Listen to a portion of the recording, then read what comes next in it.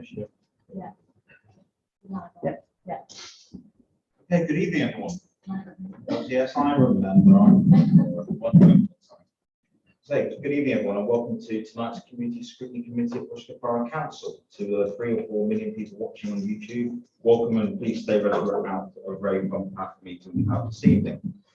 So, first on the agenda, we've got apologies for absence. Laura, any apologies? Apologies from Councillor Francis Cody-Ward. Very much. Number 2 is declaration of interest. Any officer or member present declaring interest in the items on the agenda this evening? No? Okay, thank you very much. So item number 3 is minutes of the meeting 7th October 2021. First of all, we've got, as we detailed last meeting, we're doing an action plan based on the actions that are raised by members in the last meeting. So then Darryl now is going to take it. Yeah, thank you, Chair. So there were 4 actions from the last meeting. Members asked that we provide the information around the Take 5 cybercrime advice, which was done. Members also asked that we share contact details with the local neighbourhood policing team. That was shared. And we also shared details around the Young and Positive Futures Family Hub. That was also shared with members. The one item that remains outstanding at the moment, I believe the Chair is going to give a verbal update on, is in regard to speaking with the local educational authority around how we can look to further educate boys in relation to violence and mental health. Yes, I'll be meeting with the chairman of the committee next week, and I'll give everyone an update either via email if it's needs to be or next meeting, which is more appropriate. So thank you very much for that. Now, so is there any question on those actions first of all before we go for the minutes? Okay, thank you. So go for the minutes of the meeting on 7th October 2021, which seems a very long time ago. Any comments or questions? Well, this is good. So if everyone's happy, I will sign this minutes after the committee. So thank you very much. So now we get on to the substantive items on tonight's agenda. We're just going to have a quick switch around, if that's okay, everyone. We're going to cover the housing delivery plan item first. There's no objections. Thank you very much. So delivering Donna's point is going to be leading this item. The recommendation comes to us to bear in mind for the scene. It's recommended that the Community Scrutiny Group consider the report and the associated plan. So hand over to Donna. Thank you for this evening. So this evening's presentation is a brief scope and tour of the housing delivery plan, and I'll aim to provide an overview of the areas where the council will be focusing its resources and efforts, and look to expand on the 3 priorities identified, and there'll be an opportunity for questions at the end.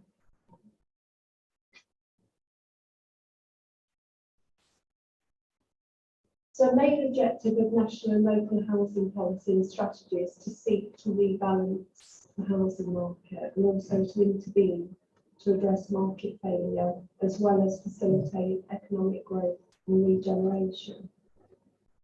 We're fortunate that Rushcliffe is a desirable place to live, but that brings with it other challenges such as affordability, pockets of deprivation, homelessness, and elements of poor quality stock. The key is understanding what the issues are in order for us to seek to address these to create a strong and sustainable growth in the borough, and that's what the housing delivery plan aims to do. So the Housing Delivery Plan is a key document that encapsulates and monitors the Council's corporate actions in relation to interventions in housing. The plan is actions and targets, focused delivery, and enable us to be responsible for the actions moving forward. The plan makes a clear statement of the Council's intent. So throughout the consultation, there was 3 priorities that were identified. I don't think any of these 3 will be a surprise. They tend to be cornerstones of most topics these days. Priority 1 is affordability and sustainable housing. Priority 2 is housing quality and environmental sustainability. And priority 3, homelessness and support.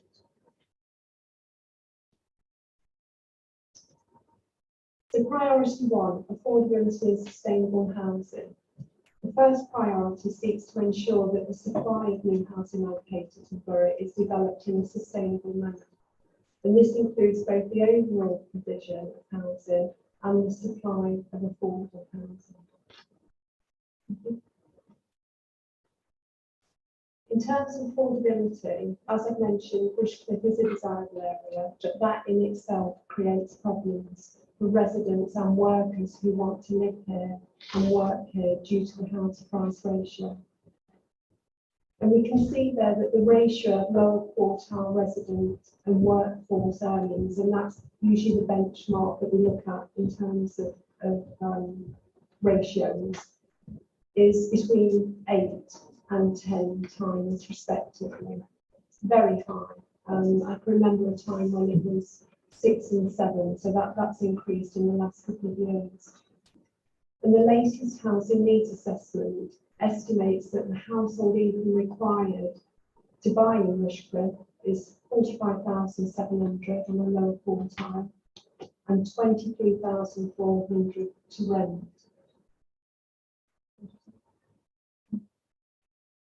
Affordable housing.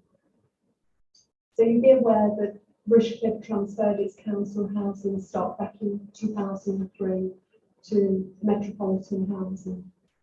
But we still retain our strategic responsibility for the strategic housing function, and we operate a housing register which currently includes around 650 people. There's never really that much movement, although over the last year we have seen that it is growing.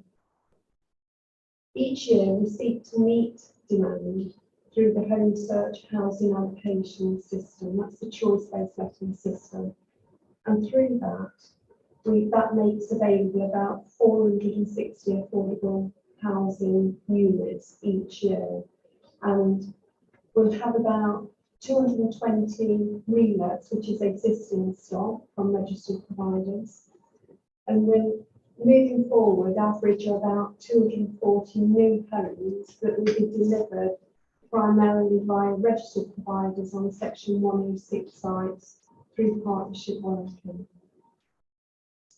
And whilst these routes deliver valuable affordable housing, the growth in the housing register means that demand is growing at a faster rate than the supply can meet. So in terms of affordable housing, you see on the slide, affordable housing is intended to meet the needs of those households unable to get housing themselves. You have to have a housing need in order to get onto the housing register. And affordable housing isn't just rented housing. We have affordable rent, which is 80% of market rent, and social rent, and that's derived from the formula set by central government. But affordable housing is also for sale. It can be shared ownership, and it can be the new product that we'll hear more about, which is both first homes. We have identified through our housing needs survey that there is an estimated net annual need for affordable social rent of 294 dwellings per year, and for houses for sale, affordable sale, it's 96 dwellings. Okay. So moving on to priority 2, housing quality and environmental sustainability. So this priority focuses on the condition and environmental sustainability of the borough's existing and future housing stock. It includes actions to improve housing conditions, particularly for those living in more insecure housing tenures. And it looks to improve the environmental sustainability of the borough's housing stock, which is a key plank of the council's carbon management plan, and it will also help, in doing so, help to address fuel poverty. The priority also covers the council's efforts to bring empty homes back into use. So housing standards and improvement works. So in addition to the council's strategic responsibilities for the delivery of affordable housing, homelessness and meeting the needs of households, the council also has a statutory duty across the private sector housing stock. And on the whole, we do have good quality private sector housing, both ownership and rental. However, as with most areas, there are pockets of poor quality and poorly maintained housing. And that's where we as a council need an oversight, where those properties fall below statutory standards. And we can see there that the main arbiter of housing standards is the HHSRS, and looking at category 1 hazards, and we have about circa about 20 in Borough per year, so it's a very small amount, but we still need that oversight in that area. And we all know that there are clear linkages between health and housing. We know that poor quality housing, both in terms of its environmental efficiency and its poor condition, leads to increased demand for acute NHS and other services. So we've worked very closely with partners to improve health outputs through interventions in housing. And one of those is warm homes on prescription, and that targets low-income households in fuel poverty and intervenes by funding more efficient fuel sources or insulation. The Disabled Facilities Grant is the Council's main capital support programme for the provision of grants. And that's for both adults and children. And we also have an initiative where we work closely with the public health and our NHS partners, where we provide home allowance for an interim period of 6 weeks, free of charge, to facilitate hospital discharge. We'll touch on that in priority 3. Environmental standards.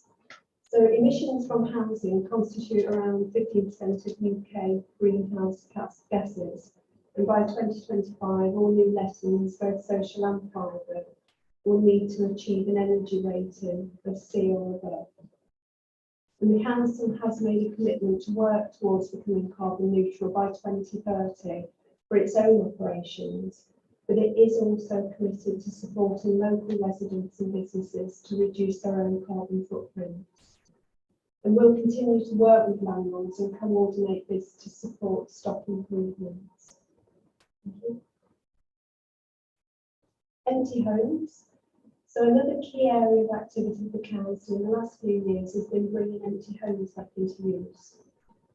We have around 400 long-term empty homes that are 6 months plus. That's the criteria we look at, of which 100 have been empty for 2 years or more.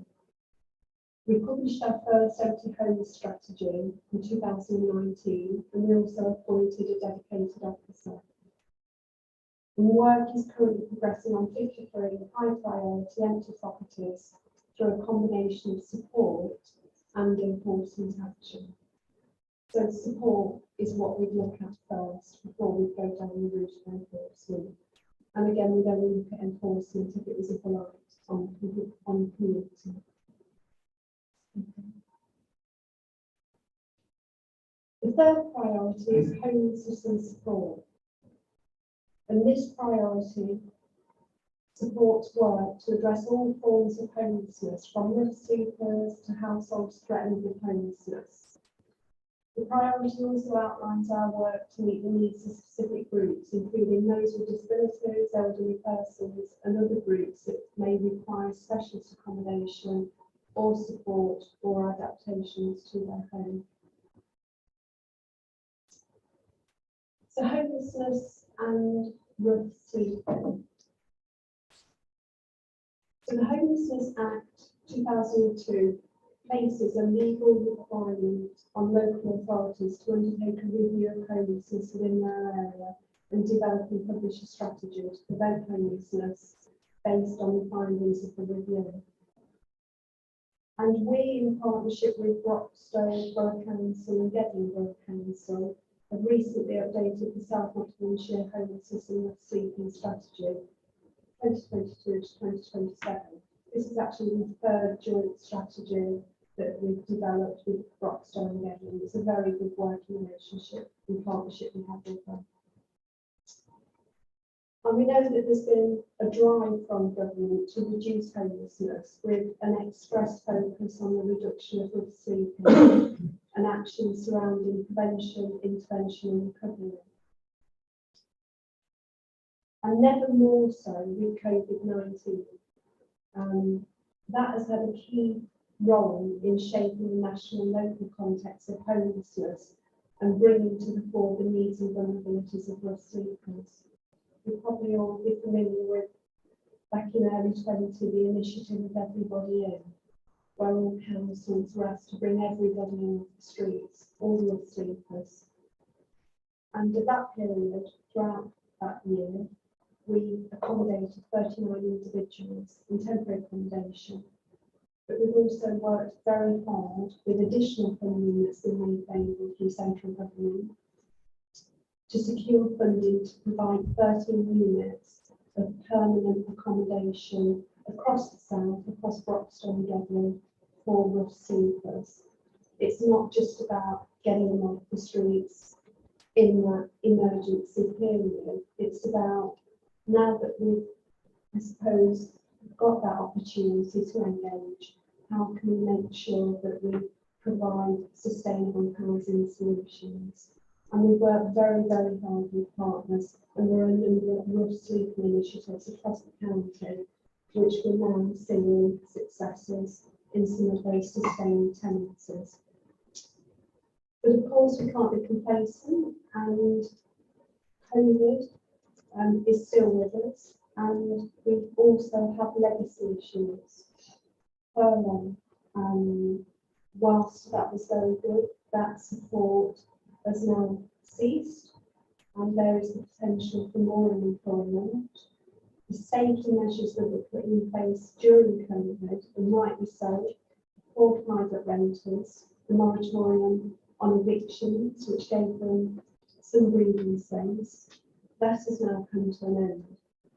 So with all of those safety nets now coming to an end, there is likely to be an increase in demand for housing and support.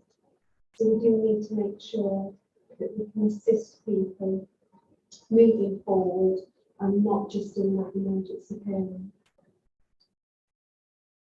More recently, we've seen the Domestic Abuse Act 2021, which places additional duties on both Tier 1 and Tier 2 authorities, both the county and the districts. And we're working very, very closely with our partners to ensure that we can do everything we possibly can to support people who find themselves in this situation.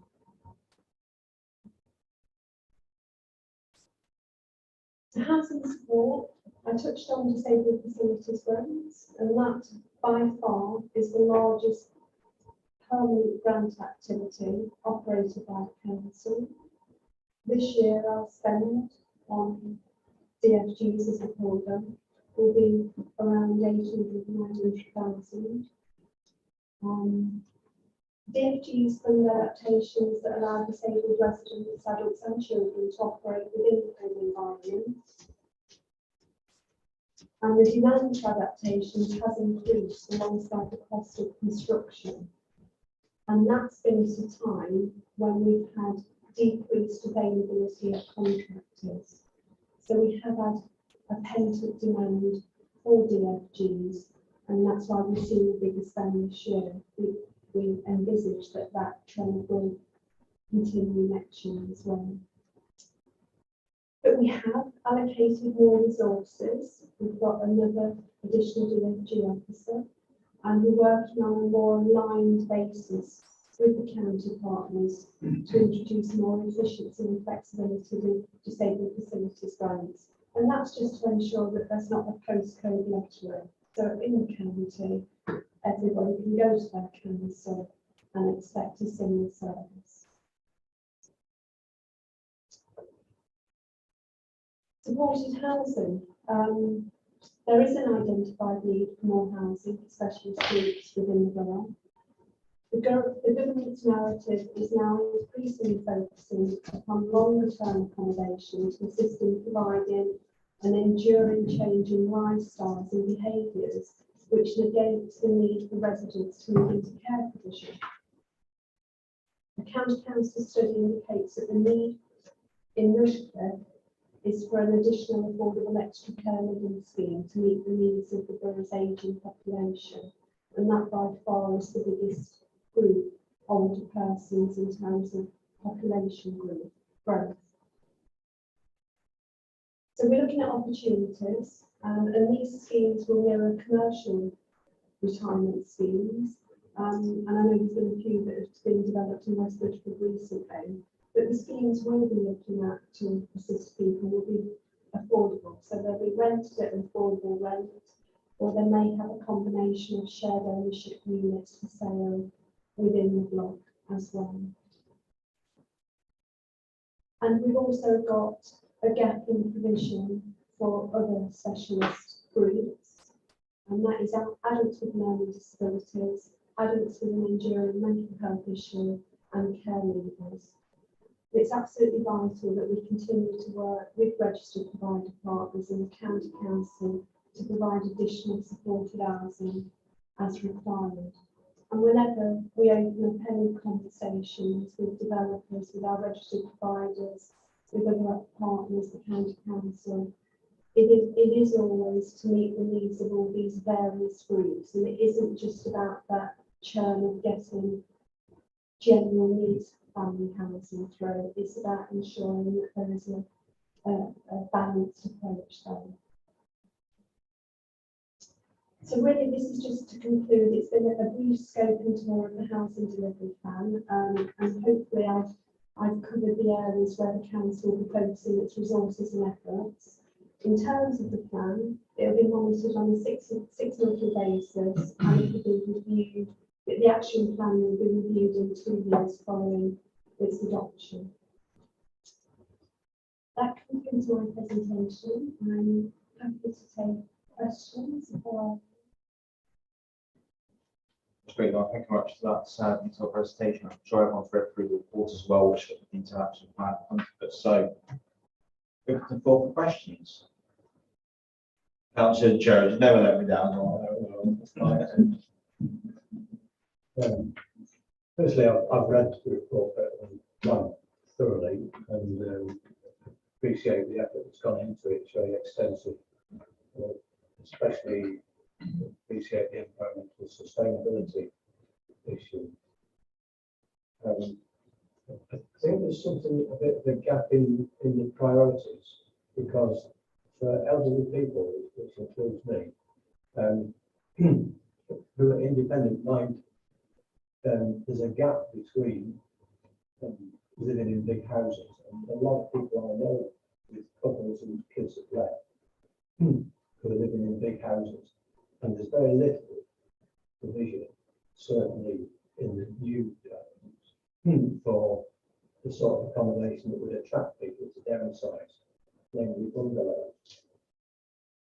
And I personally would like to propose that that was an additional comment in priority 3, that we need more opportunities for the able-bodied to downsize, and that would release more family homes.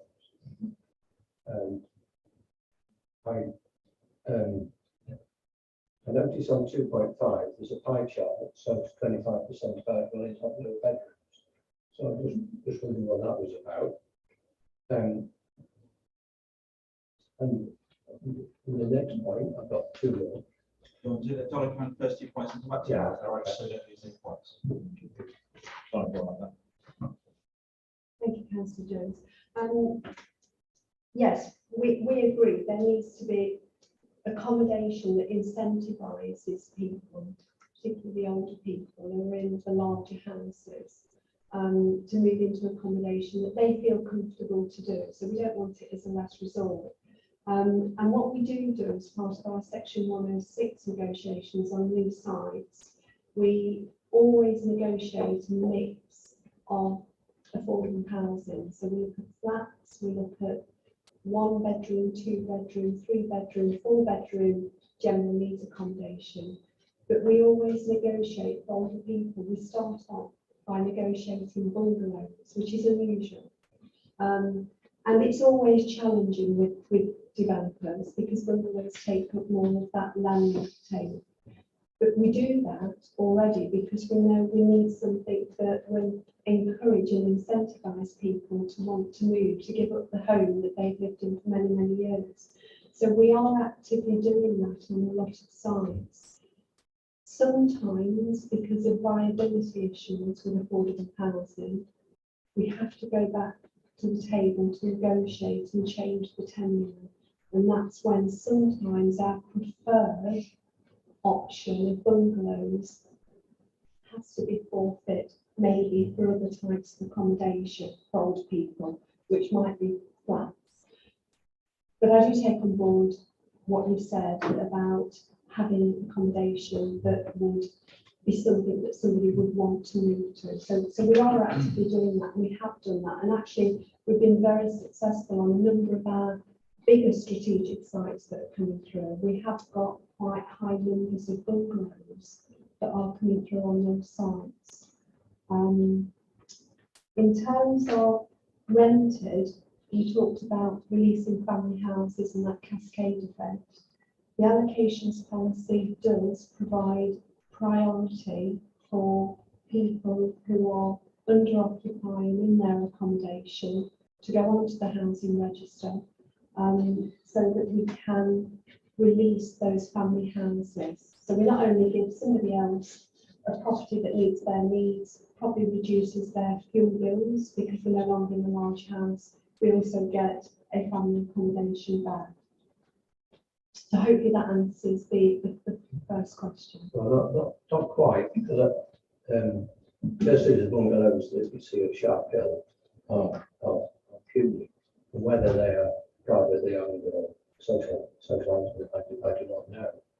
And I think because they command such a high price in Bishop, developers ought to be thinking broader, and you ought to be promoting that for private purchase as well as the social rent.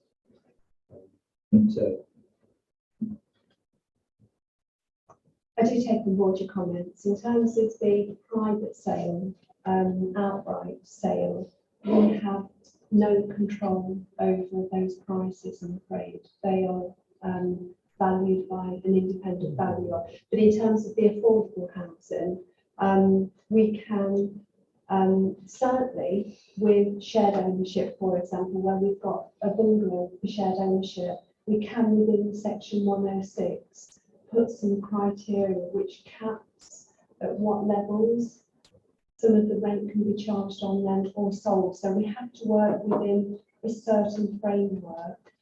But what we can do is look to make sure that we try and secure more bungalows and make those affordable. But we can only do that within the controls that we have where it is affordable housing. As I say, without right sale, we don't have control over that. Well, it's one I was going to make much of when reading the item, because to me, the big issue is when people sell their bungalow and they turn it into a house, because that happens outside of Walton, around First Road area, on the Tetris. So to me, that's the bigger issue, that when you want to come onto the market, it's so easy for someone to buy, but demolish it, put 2 or 3 bedroom house, 2 houses, and both makes profit. So it is more a planning issue rather than housing. But what we can do is go to planning team and ask them to give an update on what they can, or what we can do, what policies we have to enforce that. If that's going to be more helpful, I think I'll be interested to know that as well. I'm just conscious that with Donna Horizon, it's very hard for to do a strategic plan to deliver new ones, but in terms of existing ones, it's very little that we can do in terms of stopping those sales, etc. So if we get that update and the plan to all the actions, then would that be okay with yourself, Councillor Jones? On that point? Yeah, okay. So the next point pie chart, if I remember correctly, about the bedrooms. Is that 2.5? Sorry, what was your comment? Is it right that that's saying that 25% of So we've got the number of bedrooms, the housing stock, nearly 40% is 3 bedrooms, with 24.6 being 4 bedroom, 21.7 being 2 bedroom. Right, I think there's like 2 purple ones, 2 blue. 2 blues. So Yeah. that's I can see why you look at that first reading. Definitely. So, And Carol's a black and white, I think, absolutely. So. yes. Okay, thanks for that. I'll come back to the next 2 questions for me. I'll well snuck in, absolutely. You've obviously outlined the need for social rented housing as much greater than part by part rent. But again, I'm not quite sure whether we see that in the requirements for new developments. That ratio that you indicated, it feels like there's quite a lot of part by part rent in relation to social housing association properties. Can that be changed to reflect the need? So in the current local plan, that is based on the current housing needs assessment, and that specifies what percentage we can take for rented units and for intermediate, and that is always our starting point. So I'm doing this from memory, for rented units, I believe it's around 60%, and that's made up of affordable rent and social rent, and the remainder is the for sale, the affordable for sale. We always start off our negotiations with those percentages. That's what's set out in our plan. So that's our starting point. We will only move from that in our negotiations if the site has constraints, or if the developer states there's a viability issue and they can't deliver that. It costs more to deliver a rented unit than it does a for sale unit. A for sale unit in terms of affordable housing, the shared ownerships tend to cross-subsidise the rented units. So if a developer states that it's not viable, then we ask them to evidence that. We have open book negotiations, and if they can evidence that it's not viable, then we have to change the mix, and that might mean that we lose a few rented units, gain a few shared ownership until it sort of balances out. But I can assure you that my starting point is always to try and secure as much rented housing as possible. And the reason I do that is because nearly everybody on the housing register, the 650 people, none of those people can afford shared ownership.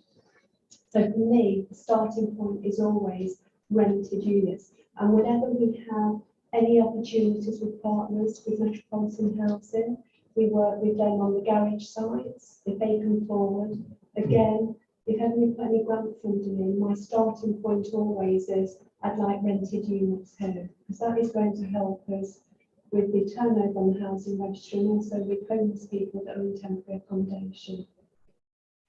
So I hope that's reassured you that that's where our starting point is always. Yeah, I understand the starting point. I just see the consequence.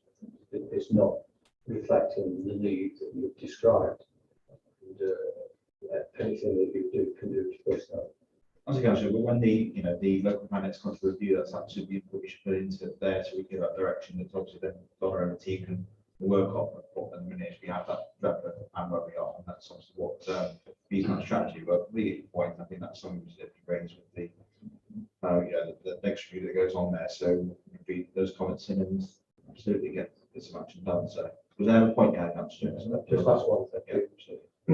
Can we be told how many homeless people end up as tenants in private rented accommodation? And are given many of homeless people want to feel safe, do some providers provide funds in the HMO category? And it is the requirements in the HMO category prohibitive of accommodating more homeless people. Thank you. In order, if there's a homeless applicant where we've accepted a main duty, in order to discharge that duty, we can only do that into private rented sector if we secure a 12-month tenancy. You'll be familiar with the majority of assured short-hold tenancies are usually around 6 months. So the first hurdle is actually encouraging a private landlord to usually take on somebody where we want an additional 6 months on the tenancy. We need a 12-month tenancy. Also, that the rent is affordable. We can't discharge our duty into a private rented property unless we are satisfied that that offer, that of accommodation is suitable. And one of the tests we have to look at is affordability. And if we go back to the slides where we talked about Rushcliffe being a very desirable area, and we looked at the income that you require to rent, the reality is that it's very, very difficult to find private rented accommodation in Rushcliffe in order for us to discharge our duty. It's few and far between. It's not that we don't do that. Sometimes we'll find private rented accommodation outside the borough where rental levels are more affordable. And that is also because quite often people are on benefits and they'll only have their rent paid to the LHA level. So one of the things that we can't do is then put them into a property where there's a huge shortfall in their rent. So it's very, very difficult actually to discharge our duty in the private rented sector. Having said that, we do have a number of incentives. So we offer rent deposit guarantees for landlords to encourage them. We also offer rent in advance. A lot of people, as I've said, are on benefits and can't always find that money, particularly if they're presented as homeless. That's usually a crisis situation. So we have got a number of incentives that we can use to encourage people to go into the private rental sector. And we also offer what we call a golden hello. So if a landlord provides a property to us, we will pay an introductory amount to them to say thank you very much for providing the property as long as we've got a 12-month tenancy for that. And we encourage people on the housing register and people who present as homeless, if they can secure their own private rented accommodation, then we will also provide that cash incentive as well. And I suppose that's also about managing expectations so that people just don't think that social housing is the only route to be rehoused. But it is difficult. I do acknowledge that with private rented accommodation. We don't use many high. I can't think of the one high where we've placed somebody. It's usually social rented housing. But if we accept a homeless duty, where we discharge that into permanent accommodation. Yeah, thank you, Councillor Jane. Councillor Munder. Thank you, Chair. Thank you for the report. Yeah, something completely different. I was interested in looking at the bit about empty homes, and was it 900 in the borough at the time of writing? I totally accept that's part of the housing market and how it works, and you might find quite a lot being empty for maybe 6 months as somebody moves out or somebody died or something, that kind of thing. But when you get a lot of them that have been empty for longer than that, and I'm aware of, I can give an example of Nottinghamshire, but not in Rushcliffe, it's been empty for over 25 years now. And sometimes it can be tied up with probate, I get that as well. But how does that actually work with ones where they've been empty for that long?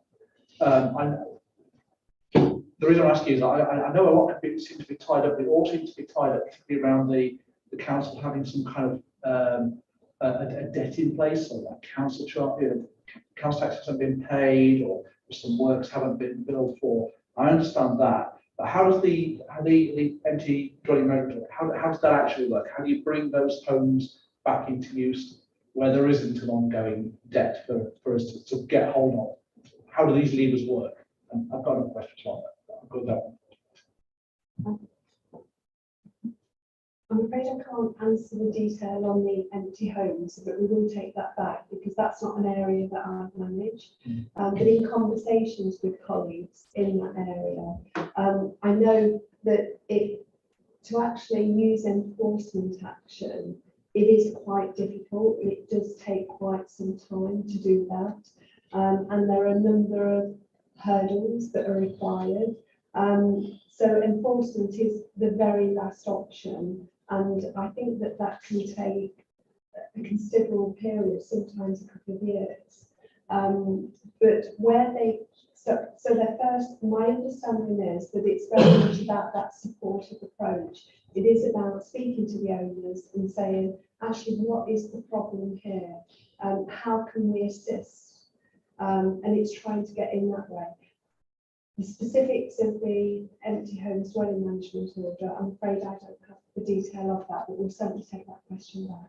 Yeah, which means Darryl, this point, that's okay.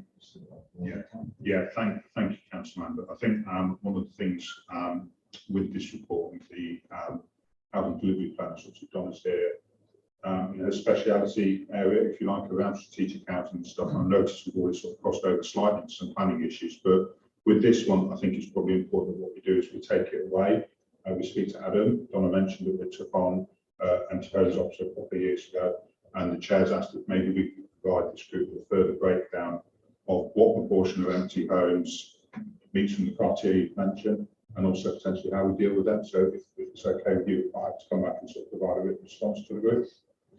Yeah, I'd be very happy with that. It's something that does come up. I know it's not really what you're talking about tonight, but it is something that I'm aware of, and I know that the councillors around the borough sort of mention this thing, quite often. There's always that house somewhere, isn't there, that seems to have been there for ages that nobody can seem to quite get to grips with. So I think a report about that would be really, really useful for this group to look at. The second question I was going to ask was about the about sort of bringing homes up to standard with the environmental and particularly insulation, and how we're working on that. There's a lot of people who are working from home and looking forward to getting back to warm offices where you can be in shirt sleeve, which you can't at home. And again, it's kind of very much making sure that we're meeting those carbon neutrality targets, and given how that's aspect of it is beautiful as well. It's been a stop response, but it is very similar to the empty homes. It's not an area that I manage, so we can take that question back. What I do know is that we do, and you'll be familiar that we've got a carbon management plan, and that does cover some of what you've just mentioned about.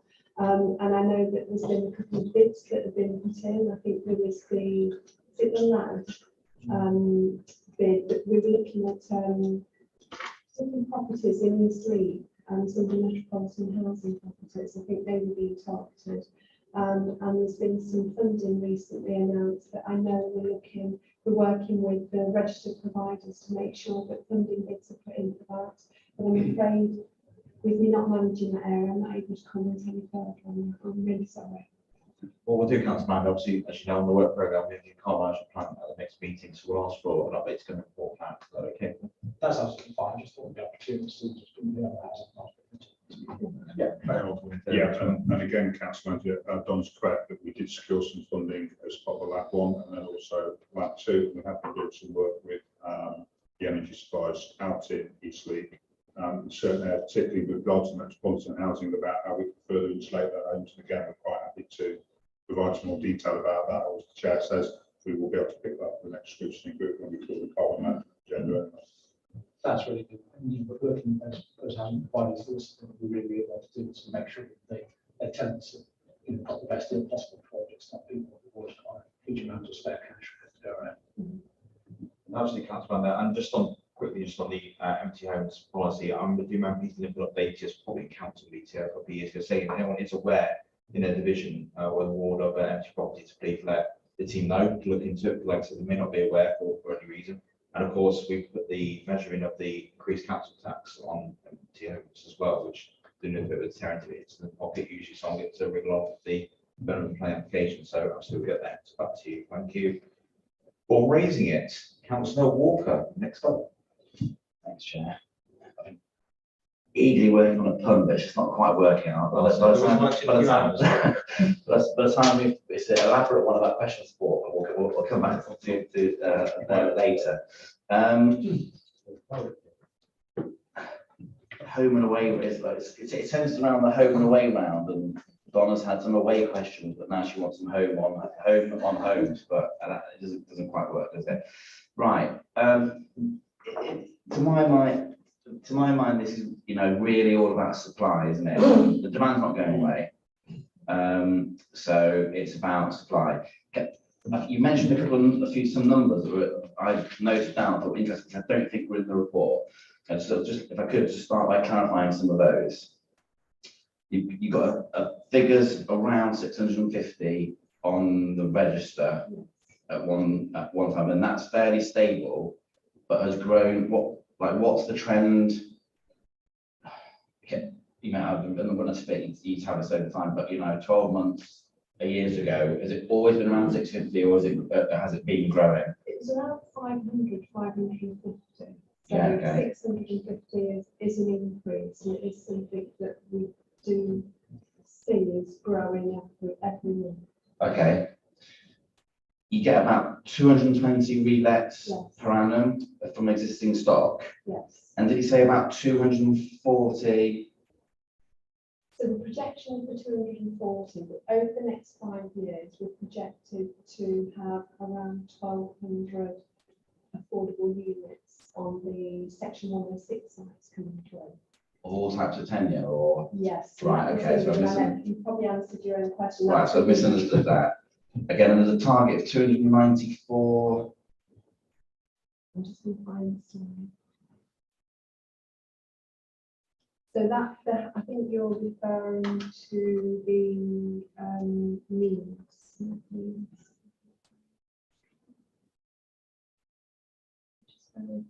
Yeah, sure.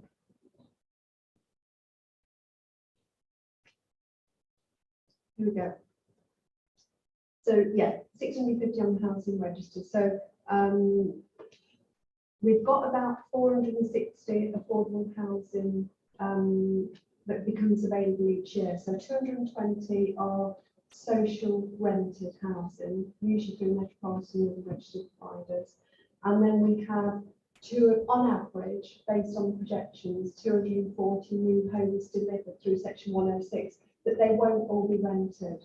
Some of those affordable homes will be shared ownership or first homes that's coming forward. So not all of those will be rented, because I can see that if we've got 650 and then we've got 460 coming through, it's about what is that the difference in terms of that. No, I get that. Maybe I misheard. Did you quote a figure of 294 as a target per annum? Is that for all type delivery of all types of tenure? 294. It's not on this side. It's further on. If I remember correctly, is the net need for affordable rent as identified through the latest housing market assessment. So in layman's terms, you've got about 300 people a year who would be identified as having a need for social rented per annum. Yes. Okay. So if 220 are coming up, that's 100 and a bit we need per year. Yes. Okay. And then the actual corresponding target is 750 new affordable housing dwellings over the term of the plan. So does my question, and then I've got a comment to come back to later, does the target meet the need? If you just looked at the raw numbers without understanding the tenure splits in that, you might say that actually there's not such an issue there. Unfortunately, it never works out quite like that. So whilst we're giving the numbers as a flavour, and I think it does look a little bit healthier than what it did probably 5 years ago when we did the last strategy, and in part that's because with growth in the borough, we've got a lot of sites coming forward that's going to be delivering affordable housing. So yes, we are in a better position. The problem that we've got is, as I mentioned before, is certainly with the housing register and those people that are in the most need, they can't afford the affordable for sale. Yeah. So whilst on paper those numbers might look, oh, actually we're just around about meeting our need, or we might have a bit of surplus. When you actually drill down and look at the tenures, it's not always the case.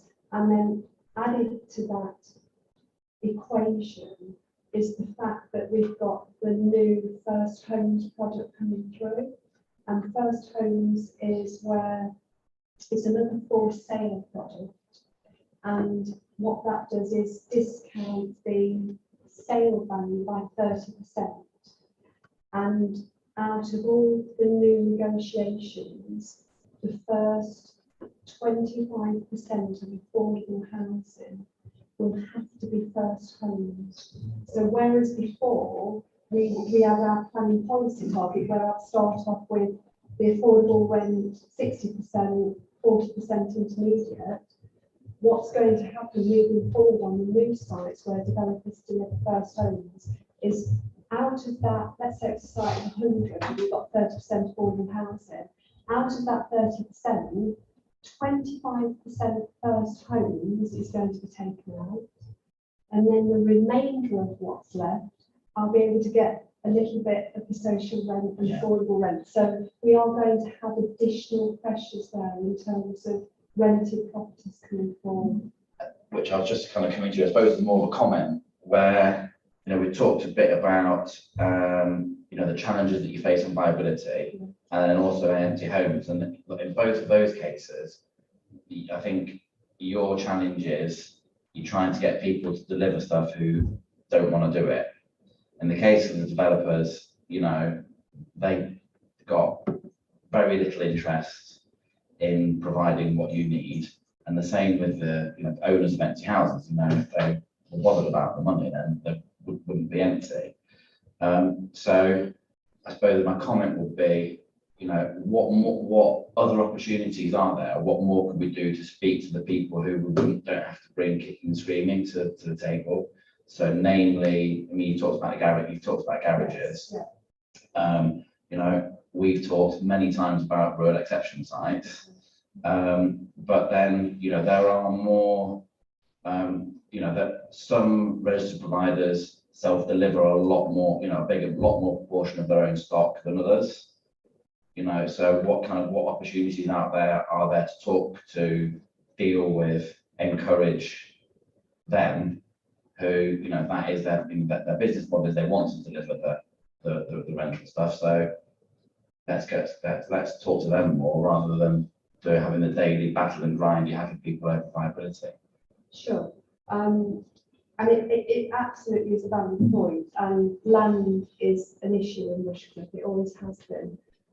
We have probably between 17 and 22 registered providers operating in the borough. We always have encouraged conversations with them, always. We attend various meetings, Homes England meetings. We have regular strategic development meetings with Metropolitan. And the reason Metropolitan is so important because they're probably the only people that have got land in the borough. So where we've got the disused garage sites, we try and utilise opportunities there where there's the land and we can put in our own grant funding. But certainly with other registered providers and developers, I can go into various meetings with them and I could probably start the meeting off with one question that usually comes out at the end, but the meeting would stop more or less straight away, and it is what land can you bring to the table? We are in a fortunate position of having, with a commuted sums amount, a capital grant programme to enable us to make the most of opportunities if land is available. We've got nearly £5 million that we can utilise. So when we go to the table with negotiations, I'm in a fortunate position where I can say, actually, I can utilise our capital grant. Can you bring land to the table? Because it's the one thing that we haven't got.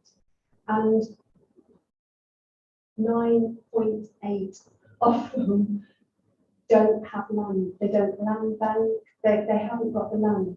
So where we left is, well, Metropolitan, and we've got a strong partnership with them. We've already looked at we've identified 2 potential older person schemes that we might be able to look at in terms of putting a grant forward, that are not fit for purpose. So that might be an opportunity for us. And then I suppose it's about a county council partners, public health, or any other statutory agencies that have the land where we can meet our joint objectives. As I said, there's a strong correlation there with health and housing. There are specialist groups where the county council have a statutory responsibility for to meet the needs of those groups, people with mental health issues, disabilities, older people, to say them going into care homes. And so we do have those conversations. We have always had those conversations. The problem that we've got is finding the land. It's not necessarily money. So we don't become complacent. We don't say it's not worth having a conversation. We continue to do it. And I think the fact that we're working more and more closely with health, and that has been one of the positives, if any, from COVID. We've got a very strong working relationship with public health and the county council, and we've got a better understanding of each other's responsibilities and how we can help individuals. And I think there will be more, I suppose, more of an appetite to work together to put land in from agencies that probably wouldn't have done in the past. So it's always going to be a challenge, always, but we have got other opportunities, because the alternative is the 5 million sits in our budget, which doesn't do what it needs to do, and that's to provide affordable housing. We can purchase additional affordable housing on section 106, so we talked about viability. If there's a site where the developer provides the evidence and says we can't provide 30% affordable housing, then we can go to the table and we can actually say, well, what can you provide? And if they can only provide 20%, then we can use our capital programme to say, well, actually, we want to put grant in to provide the extra 10% or 30%, because they're the opportunities where the land's available. So it's not all bad news, but it is a challenge. Councillor Watson. Yes, thank you. Great report, by the way, very detailed. Just one comment ahead. In the homelessness and support section, the action targets 5.4 to 5.2. What I like to see really good actions, targets, etc. But only one thing I wanted to note, and you just mentioned it now, is about mental health. It says, solutions to improve wider health well-being. I think we should be specific if we can somewhere around physical health for sure, but mental health as well. Especially those who are, I work with charities, and I know some of the rough sleepers, and a lot of them do have just mental health issues. If some of those can be resolved, I think they're on a better path. I'm pleased to say that with the rough sleepers initiative funding that's come out, and the county, I think, secured between 800 and £1 million. We've got a number of initiatives specifically for rough sleepers, and quite a few of those are for mental health services. So we've got specific mental health nurses, CPN nurses that assist. We've also got trauma-informed support, and we've got agencies that work with substance and alcohol abuse. So we have actually recognised that. And actually the homelessness and support strategy, if you get an opportunity to look at that actually does set that out in a bit more detail. So you're absolutely right. It is an area we need to focus on, because housing alone won't solve the problem. It's about that sustainability. Exactly. Thank you. Councillor Williams. Thanks very much. Our question's just around the sector priority 3. I'm not quite sure where it would fit in, is linked with like veterans and helping them with like housing needs, like if they want to relocate or locate in the borough, kind of where is there a housing need with for that? Because I think there might be changes with the covenant, and kind of what councils have to do in relation to veterans and that type of thing. I was just wondering where if that can fit into the support. So certainly homelessness legislation and the allocations policy, that does recognise veterans. So if we have somebody approach who is an ex-veteran and there is legislation that allows us to look at wider priority need for those. And the allocations policy that also addresses the fact that connections might not always be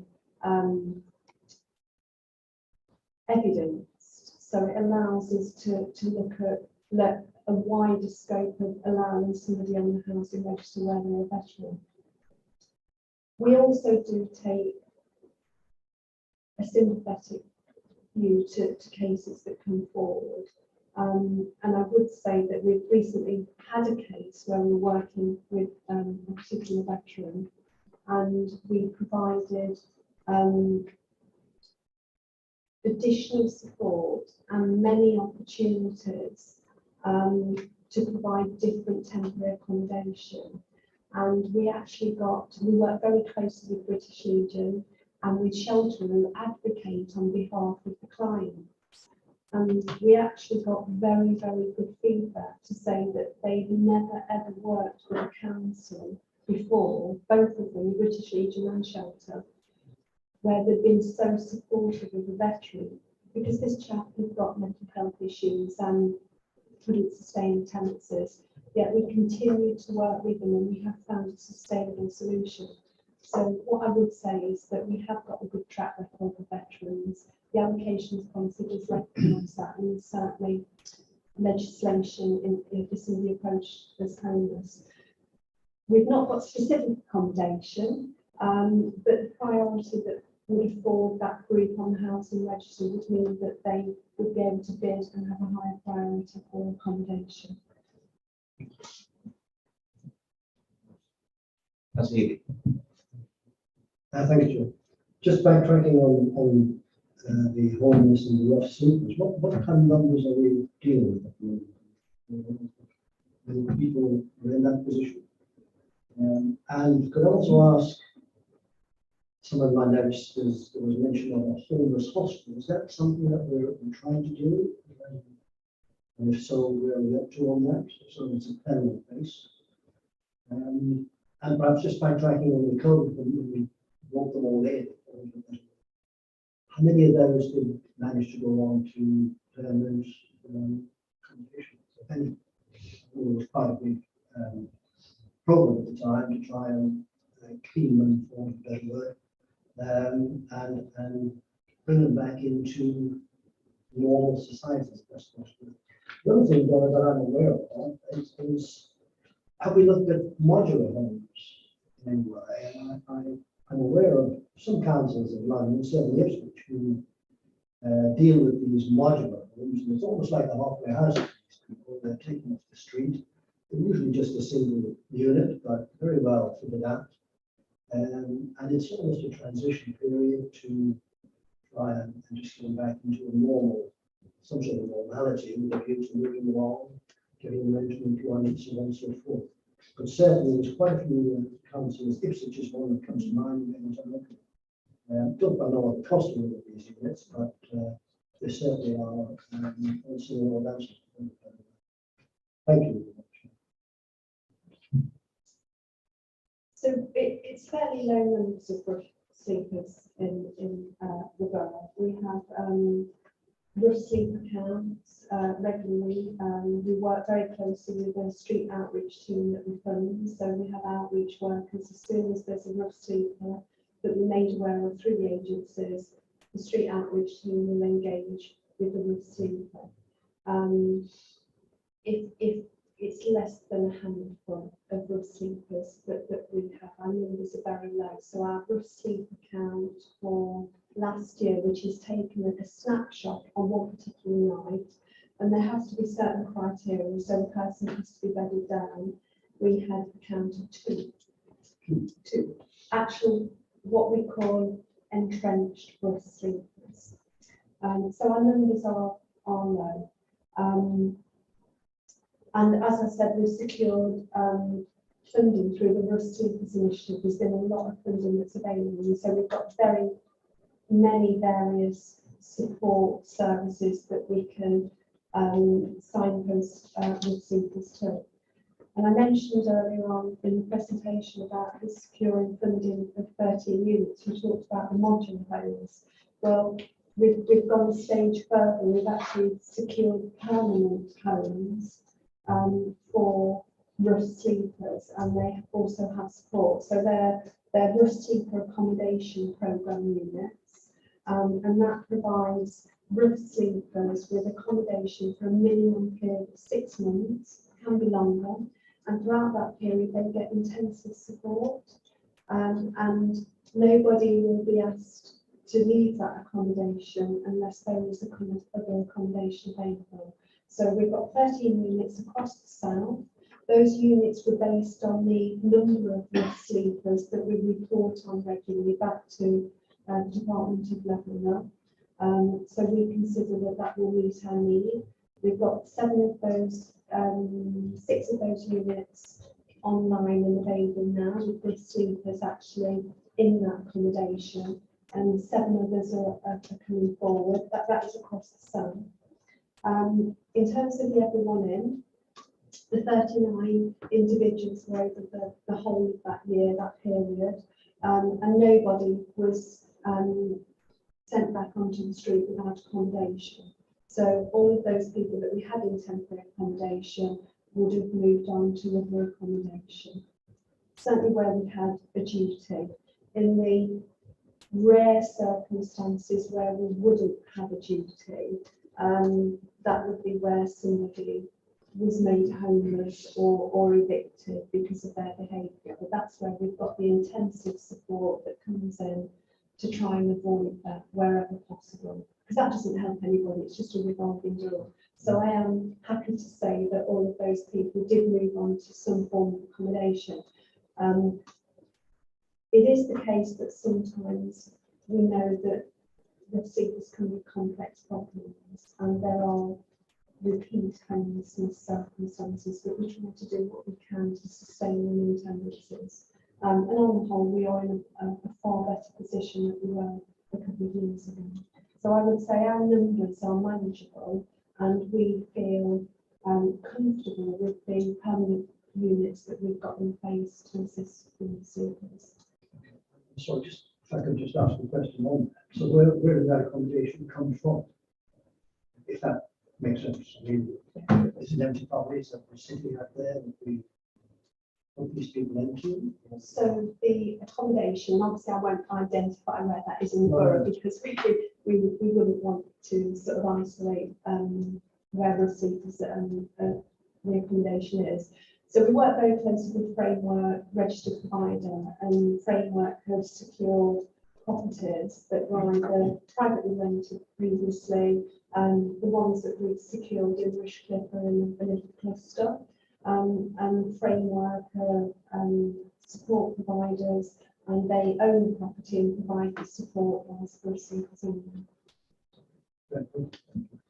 Thank you, Councillor. I'm conscious of time. I'm going to wrap up to that point here as well. So just say thank you, Donna, for time to see that and everyone for your contribution. I think it's clear that it's a very challenging situation because of the price of land, the availability of properties, and Donna's going to do the best they can to deliver for our residents, and from the report we've seen this evening, absolutely doing that. So thank you, Donna. Thank you, please pass on our thanks to your team as well. So a number of actions which we're going to take away, and we'll bring responses back to you tonight. Sorry, not tonight, but obviously from this, we'll get the reports sent back out to you at the next meeting or by email. So the recommendation for the item again was that the community scrutiny group consider the report and associated plan. I'm pretty confident we've done that this evening. So is everyone in favour of that recommendation? Yes, Dick Rex is pro eyebrows as a yes. So we'll skip that. So again, thank you very much for thank you.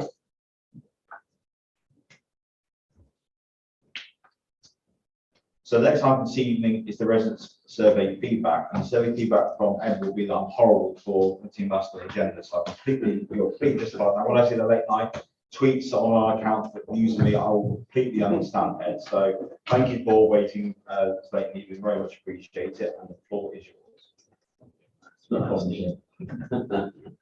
Good evening, Chairman, councillors. In virtual appendix 1 report, that was more in depth and covers the aspects of the residents' survey that took place last summer. Conducted every 3 years, this is a key opportunity for feedback from residents on council services and the communities they live in, and is once here contributing to make the borough a better place to live and work and lead to improvements in resident satisfaction in the future. I'll just carry out, this is a single snapshot of occasionally used day-to-day phone, website, email, social media, verbal feedback we receive, plays a part in shaping services over time too. Here this evening we're seeking to identify possible improvements where the council can take action directly to tailor existing actions to more impactful on the survey feedback, enabling it to further shape services in line with resident needs. The structure, format and questions are all based on previous surveys conducted by the council and allow us to track satisfaction over a number of years, directly in this case to the summer 2018 survey.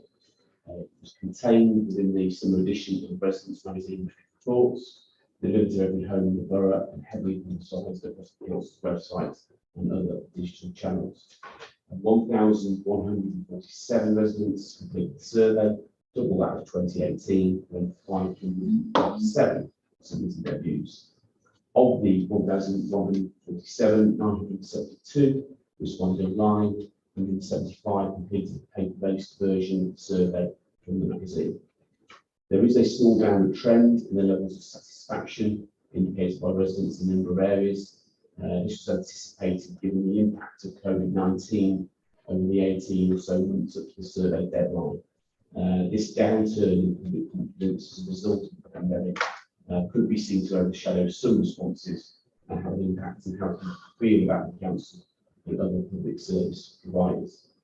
To put this in a wider context though, this is not a local finding. The Local Government Association has reported the council's survey this year and seeing a drop of 4 to 6% of previous results due to the COVID impact. This evening, it was also worth bearing in mind that the local government survey results tend to group all public service providers together. So it's often not clear whether views are directed specifically to the Borough Council in this case or other parts of the public sector. Part of the work of the focus group and action plan could address the difficulty residents have distinguishing between the work of the Borough Council and the County Council, for example, or other public service providers. Open comments at the end of the survey for the feedback to a range of different providers, and therefore it's consistent with the numerical questions also express some dissatisfaction with other partners' services. Of the 23 main questions surveyed, 5 were over 80% and 11 are below 60%, in line with the council's long-standing thresholds for resident satisfaction. Positively, there were increases to 84% of those who have overall satisfaction with their local area as a place to live. The percentage of people who are satisfied with the refuse and recycling service at 81% was recorded as the same figure as 2018. Feedback on the way the council runs things, value for money, those who speak positively about the council, who feel they can influence decisions that affect their local area, Rushcliffe Reports magazine, and the variety of ways they can contact the council are areas for improvement. Both focus group and action plan will seek to address these points. The survey also contains questions specifically related to our events and planning services. When satisfaction levels of over 80% have been maintained. Very slight decreases could be linked to all events during 2020 being cancelled due to the pandemic, and most 2021 events took place after the survey deadline. It is clear though that the events programme is still very valued by residents. There is a slight increase in the percentage of survey respondents reporting that they have used the planning service. It maybe does not reflect the true significant increase of 42% in the number of planning applications received in 2020-21 compared to the previous 12 months. Of those that have used the service, 44% of people reported being satisfied, up marginally from 2018. It's noted that respondents may have been applicants or objectors who may not have received planning outcomes they were seeking, and this can have a significant impact on the way responses given. Final set of questions in the survey asked whether respondents feel a number of factors were a problem in their local area, rather than asking how satisfied respondents are. There may be connected to feelings of safety and antisocial behaviour. In the main, it's pleasing there are very low percentages of people reporting that these factors are an issue in their area. 25% of respondents to this question thought that people using or dealing with drugs in their area was a problem. To set this perception in context, about 25%, the police reported 5 drug-related crimes in Rushcliffe in August 2021, the same month that this survey was conducted. 42% of respondents felt that rubbish and litter lying around was a negative. 49% of respondents felt that dog fouling were problems in their areas. In the same survey, satisfaction as to street cleanliness and cleanliness of parks and spaces have both improved. Quarter-one performance from Streetwise shows that 97.5% of streets inspected in the borough have passed the clean streets inspection. Whilst residents may be concerned these issues are a problem in their area, performance data by the council and partners would suggest otherwise. This is not to say that residents are incorrect, but that the reality and perception do not always agree. And I think that can be attributed to more of the survey findings. The council is always mindful that environmental concerns are a key priority for residents and continually seeks to promote the work the council and its partners do to target action to address these issues. The final section of the survey asked about respondents. Was there anything else they wish to inform the council about? Kindly, 80 people with compliments. The next one topic is detailed in the report and will be further addressed in the proposed focus group action plan. Recommendations here proposed to the council can target its response to the survey feedback in areas where it believes in making a measurable difference, as well as continuing to deliver positive recommendations to influence views in other areas. This includes further positive promotion of what and how services are operated to increase their knowledge, but also in ways the council can keep residents informed in line with the 2022-25 communication strategy set to be finalised this spring. Work is also taking place to review access to council services in a post-pandemic world, including face-to-face, over the phone, by email, and from the council's website. A new customer services strategy will be published mid-2022 to improve residents' understanding of a variety of ways in which they can contact the council. A focus group would also consider with social media the proactive seeking out of information and alternative media cover connections with residents sufficiently. A lot to go through there, Chair, I appreciate. Is there anywhere you'd like to start? Yeah, absolutely. Well, first of all, it's to me the recommendation after your introduction. So the two recommendations in front of us are that we discuss the results and identify any further action should be taken as a result of the survey findings, and agree for the council's communication team to set up a focus group with residents to explore views presented in the survey relating to ways in which residents can contact and engage with the council with views making improvements in the area and to formalise the production of an action plan. I think I'm just going to go around the room and I'm going to pull rank and do my bit first on this one, which I mean, looking at these results about what people's comments are, a lot of it is, we've got a big example of dog pounding, so 49% of people say it's from their area. We obviously heard from Wise at one of these meetings the work they're doing. I mean, actually, myself, I think it should form part of a communication plan about how we get that messed up with what we're doing, because a lot of people have not seen that. So whether it's the actual people themselves, maybe a tour with one of the Wise operators when we go around what we're actually doing around enforcement, whether that can be on social media as well as an article magazine. I mean, that just people explain what we're actually doing, that would be really helpful. And I also will completely endorse the point you make about people not sure about the council, because obviously I'm a dual hatter, and the amount of emails I get to the wrong council, I have to remember which council one, which area I'm probably at that point. So I think that also, we can't blame residents for that. We've got to blame ourselves, and that's both councils and everybody to say, well, we're not explaining what we do. Because you can bet your $1 when we put social media posts about our budget, the first one would be, well, why don't you fix my road?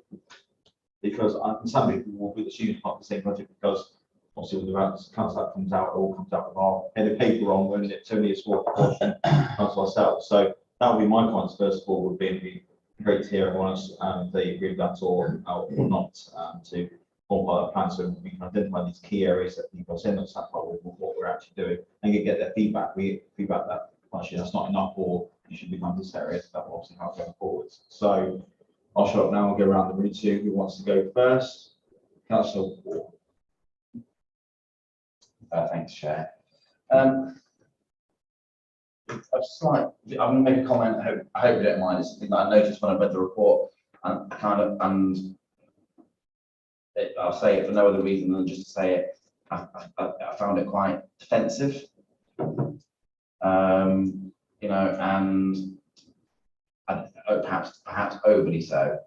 But kind of turning to the material point, I think the recommendation and the kind of focus that we've got from the recommendation, focus group to look at communication. I think it's a kind of,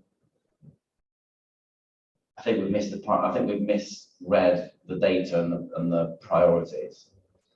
I get it, there's a 10% reduction, but without any information in the data about the relative importance of those factors, I'm going to be as bold to say that I think if you asked people to order the importance of these things, that what they thought of Rushcliffe reports would probably be at the bottom.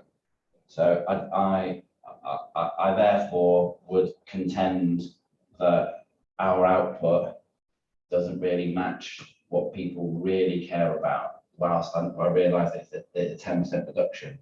One of them, I'm sorry to bang on the old similar drum, you know, but one of the bits of data that I do think is quite telling is you look at the issues where, you know, people think it's a problem in their area, and the two that are at the top are double the other ones. They're like the outliers.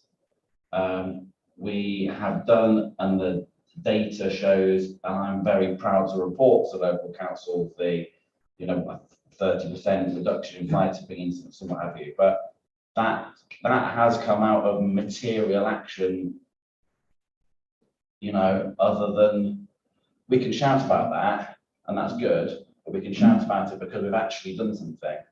So I would rather us see focus our attention on, you know, on doing stuff first, rather than talking about the stuff that we already do. And I will say one more thing, which may be unfair, and please, I'll be kind of happy to receive that feedback. But I think we're looking at, not only we picked the wrong priority, but I think we're looking at we're also picking something that we think that is quite easy to do. The dog fouling piece on there. The reason that I get this, the reason we don't do anything about it is because it's in the too difficult box. It's hard to catch people, and you know, I think it would be great if we, you know, were able to find something to tackle that too difficult bit, kind of rather than doing the easy stuff. Just, yeah, reports there. I mean, you talk about only offensive. I hope that's from the places that we aspire to as high standards as possible. And I hope that there will be a case that the council is trying to, with its reputation externally, internally, that you're trying to reach a standard that would be above other local authorities. So it isn't to say I can understand the view about it being defensive. I think it's because if you look at 2018 results, for example, and you've got decreases in a number of areas, it's trying to look at this and do anything to paper over any cracks. So I take the point in terms of saying it may be looking at things from a point of view of, well, are we being overly harsh on ourselves? Are these actual priorities? But they're indicators that need to be addressed. So I hope that the nature of the report means that we are being seen to be as ever transparent and, and accessible as possible to say, these are still items that matter to people, that matter to residents. So that's that point. But I take your point on board in terms of going, does this report in future need to be structured in a different way? If you're looking at items, if you say that you wish to give an example of list 1 to 10, what's most important to you, do we need to go back when we do this again in 2024 and say we look at this from a different angle and a different approach? I completely take that point on board. In terms of what you said about the context, you're absolutely right. The percentage figures in front of the ceiling are there alone without the context of individuals to give us their feedback. It's difficult to say. It's giving us a one-time snapshot, as I said during the commentary. And you're right, in terms of this is what the focus group, this is what the action plan will seek to delve a lot more to the bottom of. We're only really at the start of the journey of that to try and give us that context and give us that, we need to get this cross-section of views, hopefully from a group that can give us that, to actually say, well, in addition to the data that we've got from the results, what else in depth are our focus group telling us, and what then can that influence in terms of the action plan? But you're absolutely right. So, But the action groups talking,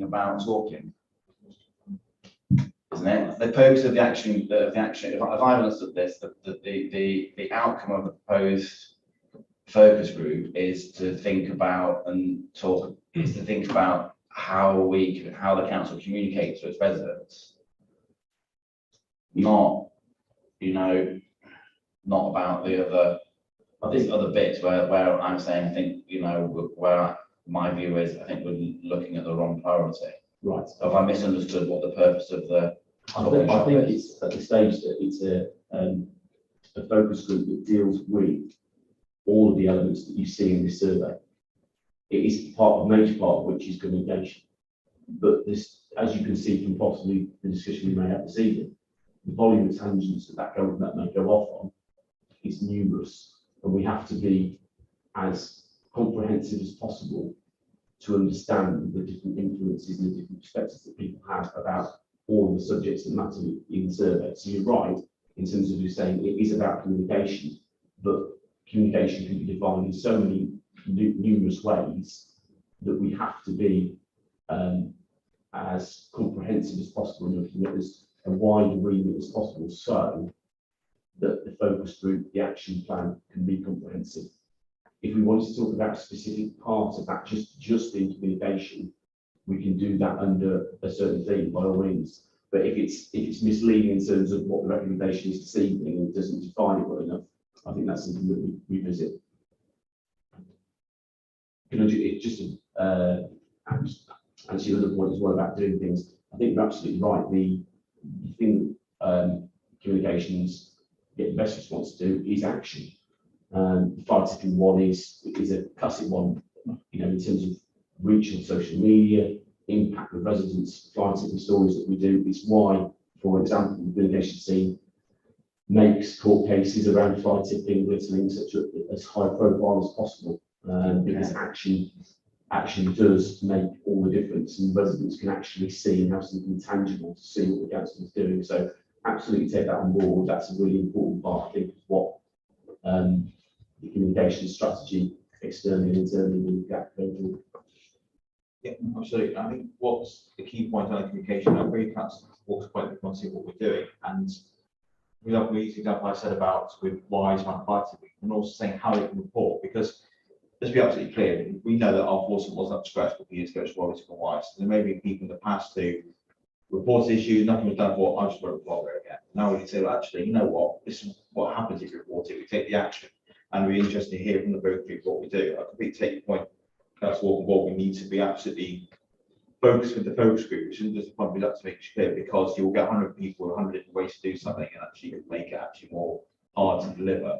The reason the recommendation probably clunky is because we did have a little bit of rewrite of it, and I do completely take on point your views. I mean, I will come at the end with what I think we should do going forwards. With this, first of all, talk about the plan we've got in front of us now and how we go forwards. That's the most important thing. So, bring anyone up. We asked to speak first. Councillor Williams.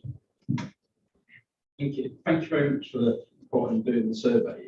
It is a useful tool to get the views of the residents and that.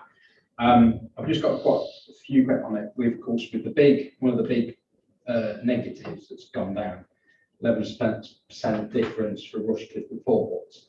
Is it looked at of where the views come from? Because of course only 157 people replied to the survey from Rushcliffe reports. Of course, they're going to be people who actually read it, and then we find that the survey against people who are doing the survey online. It'd be interesting to see kind of what their views and the percentages like that. And I think some of it, my next point again, is kind of drilling down into the data. Is there able to be kind of a scope of a geographical element for perceptions on some of these from where residents are? Because again, somebody's rural perception might be different to somebody in West Bridgford. Like the events, people in West Bridgford have got them in the park and that type of thing, but somebody like Eastleigh or down in like Clinton and that don't have it on the doorstep. So again, they're not going to know with events and that kind of thing. And also, I just wanted to know why in August is the survey done? Because we could do it now and we'll get different results. And I can appreciate it has to be done every 3 years, but I think going forward is something to be a bit more either regular on different elements or something, or again, why is it every 3 years as well? Just to look to get the data on in terms of those who actually filled it in person, on paper, and sense of factors by post. Yeah, we can get that breakdown, no problem at all. We'll come back to you on that and get those figures. Same with geographical perceptions, there is the option to leave postcode if you wish. So I'm sure that we can drill down some data on that on different areas and different postcodes and borough. Regarding August, historically that's been the date before my time with council as to why it's been chosen as August. I think in some ways it's July and August technically, but also to some degree holiday time, it's a 6-week period at least, so it runs for. And there is, I think it's been this perception at some point that there is a time people have some form of holiday, or more people, percentage increase of people have more holiday in a July, August time, and may have the time to actually fill it in. I wonder if that is a perception now that is dated and needs to be reviewed as part of what we do and plans for 2024. So.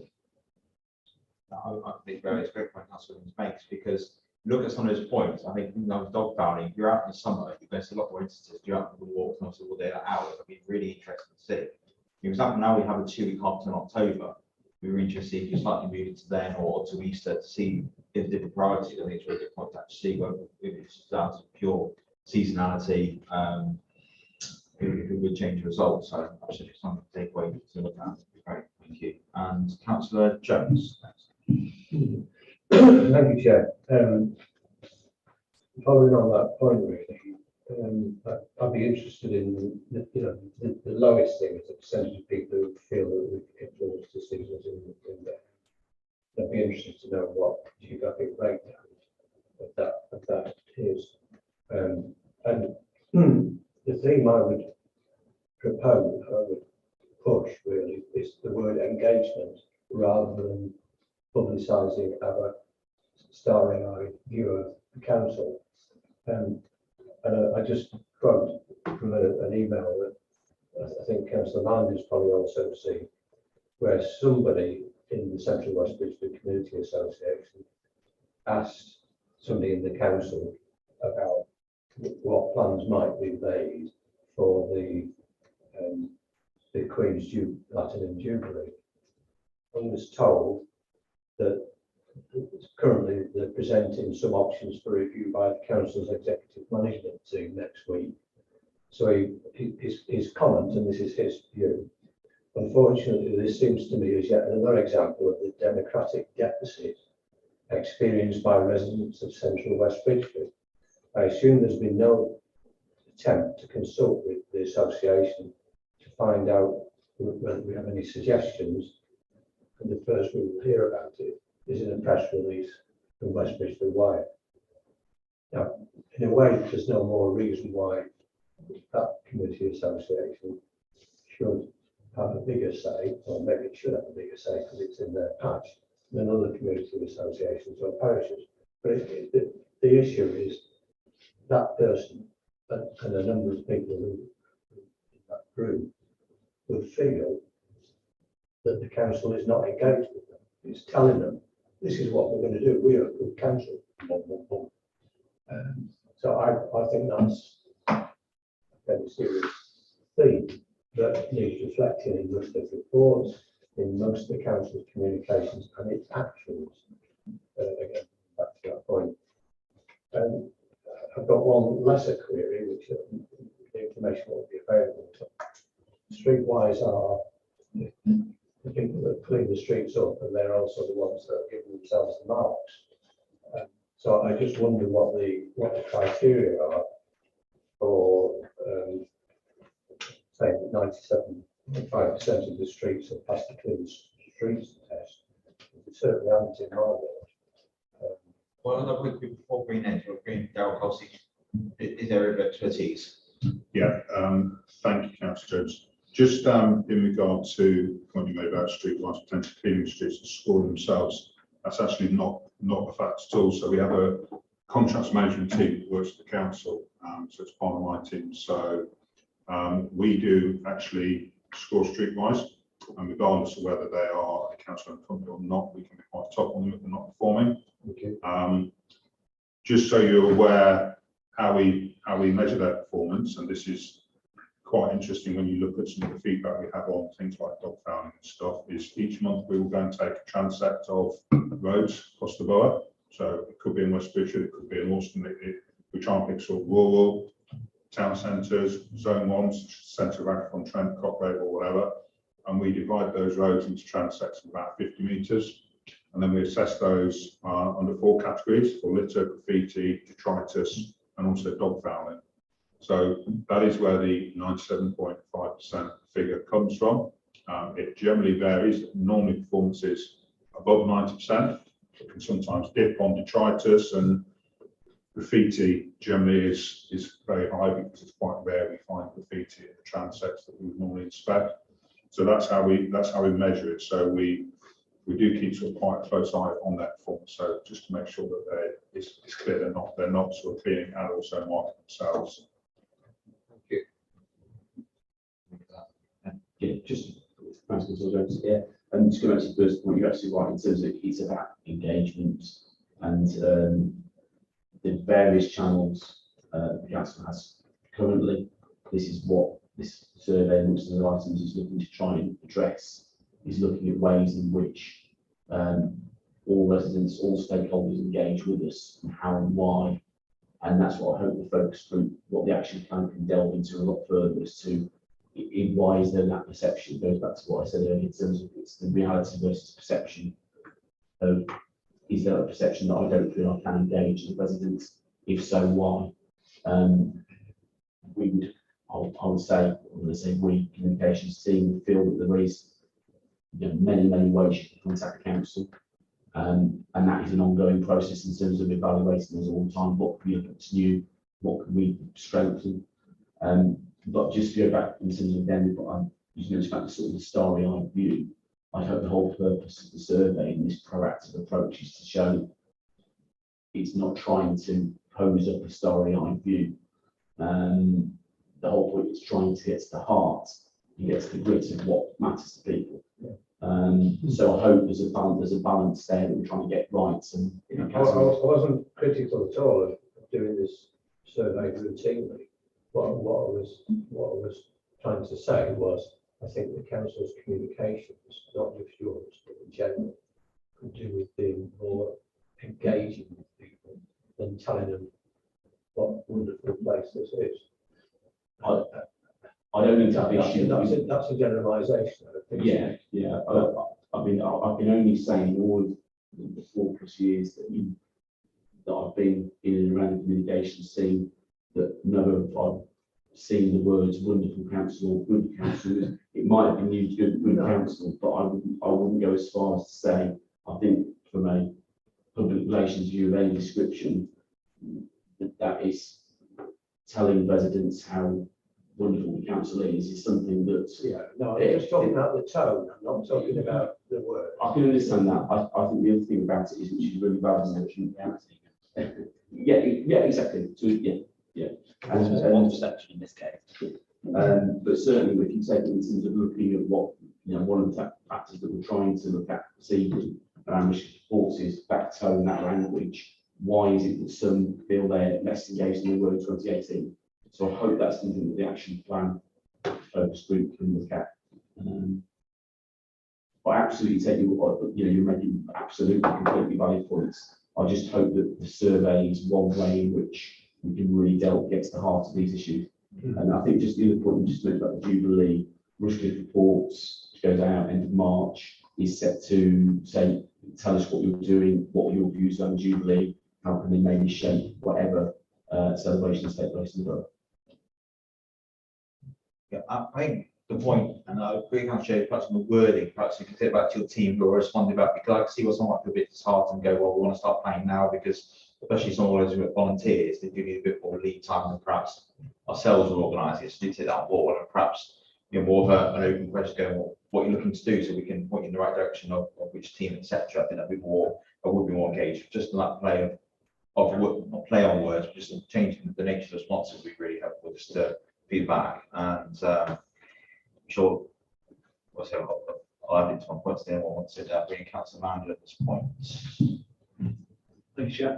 I think quite a few of the points have already been picked up. I mean, particularly the fact that it would be really useful to have some kind of idea of where the various issues were geographically across the borough. So, about public engagement, for example, is that higher? Is that more of an issue in West Bridgeford, where you have a variety of community groups around the place, and you have the local area forum, but you don't have an overall democratic body? Whereas maybe in some of the parishes, they feel they have a parish council or town council, that gives them a central body to feedback from, or to have multi discussions about, or not, depending where it is. I sense emotion.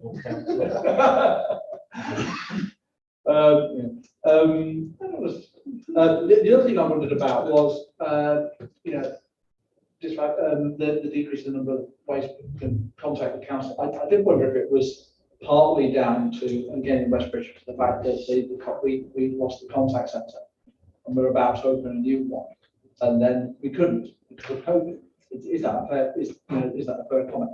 Also, and this was a comment from a resident. It wasn't aimed at the council; it was aimed at the police.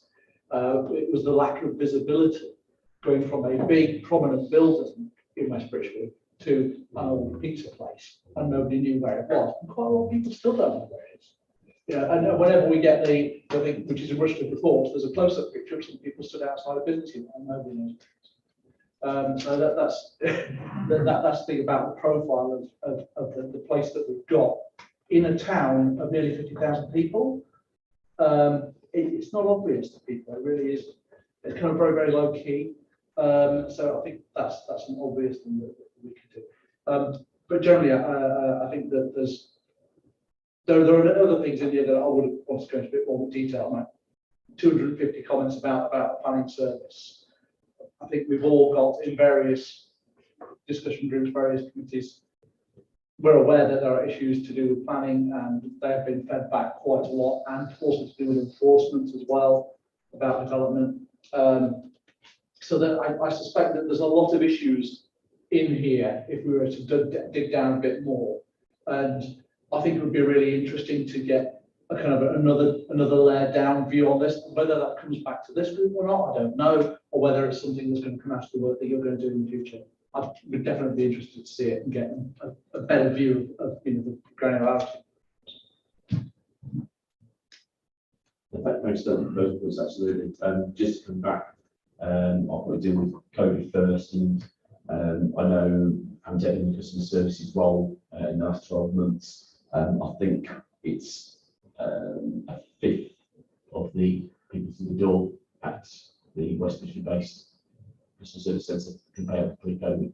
So that probably tells you where the channel shift has occurred, that rightly or wrongly, the numbers now of people accessing services online, otherwise, and not doing face-to-face there has been that marked shift, and there's definitely a case of getting the balance right now. Anecdotally, footfall has increased in the last 6 weeks at the site. It's gradually increasing, but probably there's a whole theme around what the customer services strategy will look at to say what is the correct balance here to ensure that people are aware of how they can access services in person, but also online. So absolutely right, I'll take on board your points in terms of that if there is a perception that it isn't visible enough, people don't know where it is, then that's something that can be easily addressed, or hope can at least start on that journey of being addressed. I think you talked about geographical data as well. Yeah, I think this is a thing that's what we were talking about. We'll look at that absolutely in terms of getting that down to a more granular level. And then also about, I think, the no democratic body. It's an really interesting point to say if there's a perception or a feeling that people have got other local democratic outlets that where they can post their views, and if they feel they're in a community where there isn't one immediately, why is that? So maybe there's some more education and influence around that in terms of if you're based in West Bridgend, it's your borough council here, that's your outlet, depending on where you live. So again, that's something that I hope that could be quite a key strand of the action plan, is if people feel as if they've got a point of contact immediately in their harbour level area. If I can, I'm just going to come back slightly on that last one. I think part of it is that people's identification with an area is so multi-layered, and that's pandemic's kind of lost the physical interaction, but it's put in place so many virtual ones. So you've got a virtual group that's on WhatsApp, you've got a different virtual group that's on Facebook, you've got a different virtual group that's on something else, and then you've got Zoom meetings happening from different groups now as well that continue. So it's become much more multi-layered, that the complexity of where people seek to air their views is much greater than I think it was a couple of years ago, which is great because loads of people have got loads of ideas about what they want to do. But the council's here and there's loads of different layers there that maybe we're not able to engage with yet because of how we work, how our organisation is and how our local polity exists. I think that's something we've got to learn to interact with better. Just on that point, I mean, as an example, so we had 1,147 responses to this in 6 weeks. We've increased, Facebook boosted posts, as much promotion as we possibly do in the budget. If you take the Rushcliffe Country Park user survey, slightly later after this survey, for example, 800 responded inside the first 3 days. So item that is measure based. This is among the biggest challenges we face as a communications team, is that a perception of council and council services isn't maybe naturally what people engage with. So it's a really, really key part of what the focus group, of what the action plan will look to try and address, is to say, let's look at what people engage with. You can look at, for example, the Instagram channel that continues to try and grow. A really key way to try and engage with people, engage with maybe younger or newer audiences. It's amazing how you can post a single picture of a great shot of the country park or the part of the borough, and it creates interest in the council and the services. So it's a real melting pot of trying to get down to looking at different ways in which you can get that engagement. And the survey, for example, is one way of saying we want to hear your views, but if there's that barrier already to engagement, we've got to look at that, and this is what this is trying to address. I think jumping on that point, Samantha, the point you made about those responses, have we delved into why they've had a high response rate? For example, was it because the friends of the country park put on their social media, please complete the survey to give you views, it will help us? There was, yeah, and they shared it, absolutely. It's more down to getting into the mindset of why a resident, for example, would want to respond about something that they can relate to. This is about council services and people being able to relate to them. There is, if you look at, for example, we talk about customer services, and maybe a fifth less people going face to face. Are you looking at a ever increasing situation where the council is an entity that you only communicate with digitally. Therefore, you don't have less of a affiliation with them, less of a relationship with them. Whereas if you go and walk at the country park regularly, you have an affinity and want to have a view on that because it's something more tangible, something more in your eye line that you have a feeling about. This is the sort of, as one example, of the areas that we're wanting to try and work on with the focus group next. I can see Councillor Walker's itching to come at this point. Isn't obvious. They respond because they care.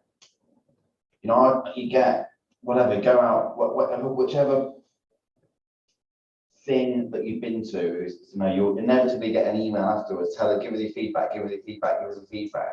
Which ones do you fill in? The ones that you had a really good experience with, or the ones that you had, or more likely the ones you had a really bad experience with.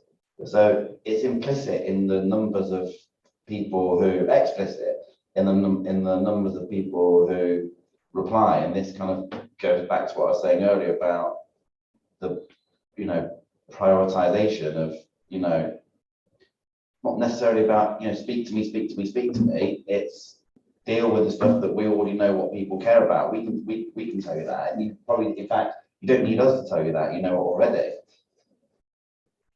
Absolutely valid point. I think the difference is that it's an important exercise, and you're right. We try not to place too much of an emphasis on it to say, well, if you've got 1,147 responses versus population, does that not tell you in terms of if there was a real problem, you'd be hearing a lot more?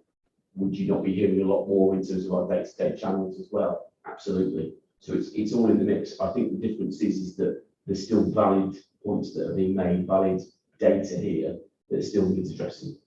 And it's just, yeah, you're right, you're trying to get in that context of the wider picture of how many people actually respond. Yeah, just going briefly, then Councillor Ansell, then I'll go back round to Councillor's already spoken. I think for me, the point you made at the start about all local authorities having a low response rate is valid. That just shows it's not a problem just for us, but at the same time, we need to be in this mode of asking people what would help them engage more. Let's ask that, but say, did you see the survey? Did you get that survey? What do you think the first response? Because if it was, as you say, I can't remember things like the post. I don't remember saying it was we would appreciate your feedback. As you say, it sounds a bit like what you get after a call to the insurance company. Go, appreciate your feedback. You know, give you a pound off your next insurance, whatever. But rather than we want you to check your priorities going forwards, including on areas such as dog pound littering, the key areas, and perhaps rather than go, oh, your dog pound littering in my area, I want to now go and give my 2 pennies worth, so to speak. I think that's such a clever point there. So much time getting on, I want to bring Councillor Ansell in, then I'll go back around the room to people who want to speak. Thank you, Chair. Yeah, interesting to read the whole report. So yeah, really good. And I'm not going to repeat a lot of the stuff that's already been said, so skip over a couple of questions. Just the way we engage, I think, I hope the focus group brings some of that out. You know, how do we engage? For example, my wife wants to do a street party. How do we do that? I think that'd be a great way in terms of communications. You know, this is what you have to do if you want a street party. This is what you've got to apply for. Those kind of things. She asked me, and I had to text someone. I did. I'll be honest. I have to text someone. And, yeah, okay. But just a thought there. Part of the communication strategy that you're going to look at, are you going to map out the communication channels that we have? How efficiently and effectively they're being used? If I could just give you a very quick example, you mentioned Instagram a moment ago. So the Rushford Borough Council has got 2,355 followers on Instagram, which is quite good. However, if I look at some of the photos, there's one photo posted 3 times. On 4th of Jan, 7th of Jan, 9th of Jan, it got 13 likes, 4 likes, 7 likes. The point I'm trying to make is, it's great having the followers, but the engagement just isn't there. Is that something that's a matter of communication strategy? Absolutely, it'll look at that, and there's a reason why something is posted more than once. It's at any given time, it's to try and direct people towards a particular action, or try and influence in a certain way that is thought to be in their interests, or the interests of what the council is trying to push at any one time. So absolutely, communication strategy will look at what we can do around the efficiency of the channels that are already there. The point is that there's a fine line to look at in terms of, again, this is why it's all chicken and egg really, what the focus group can influence, what action we can influence, and then subsequently looking at these same data in, well, hopefully well before 2024, and looking at what we can try and implement before then. So it's, yeah, we've got a good idea in terms of knowing what the audience is on each given channel.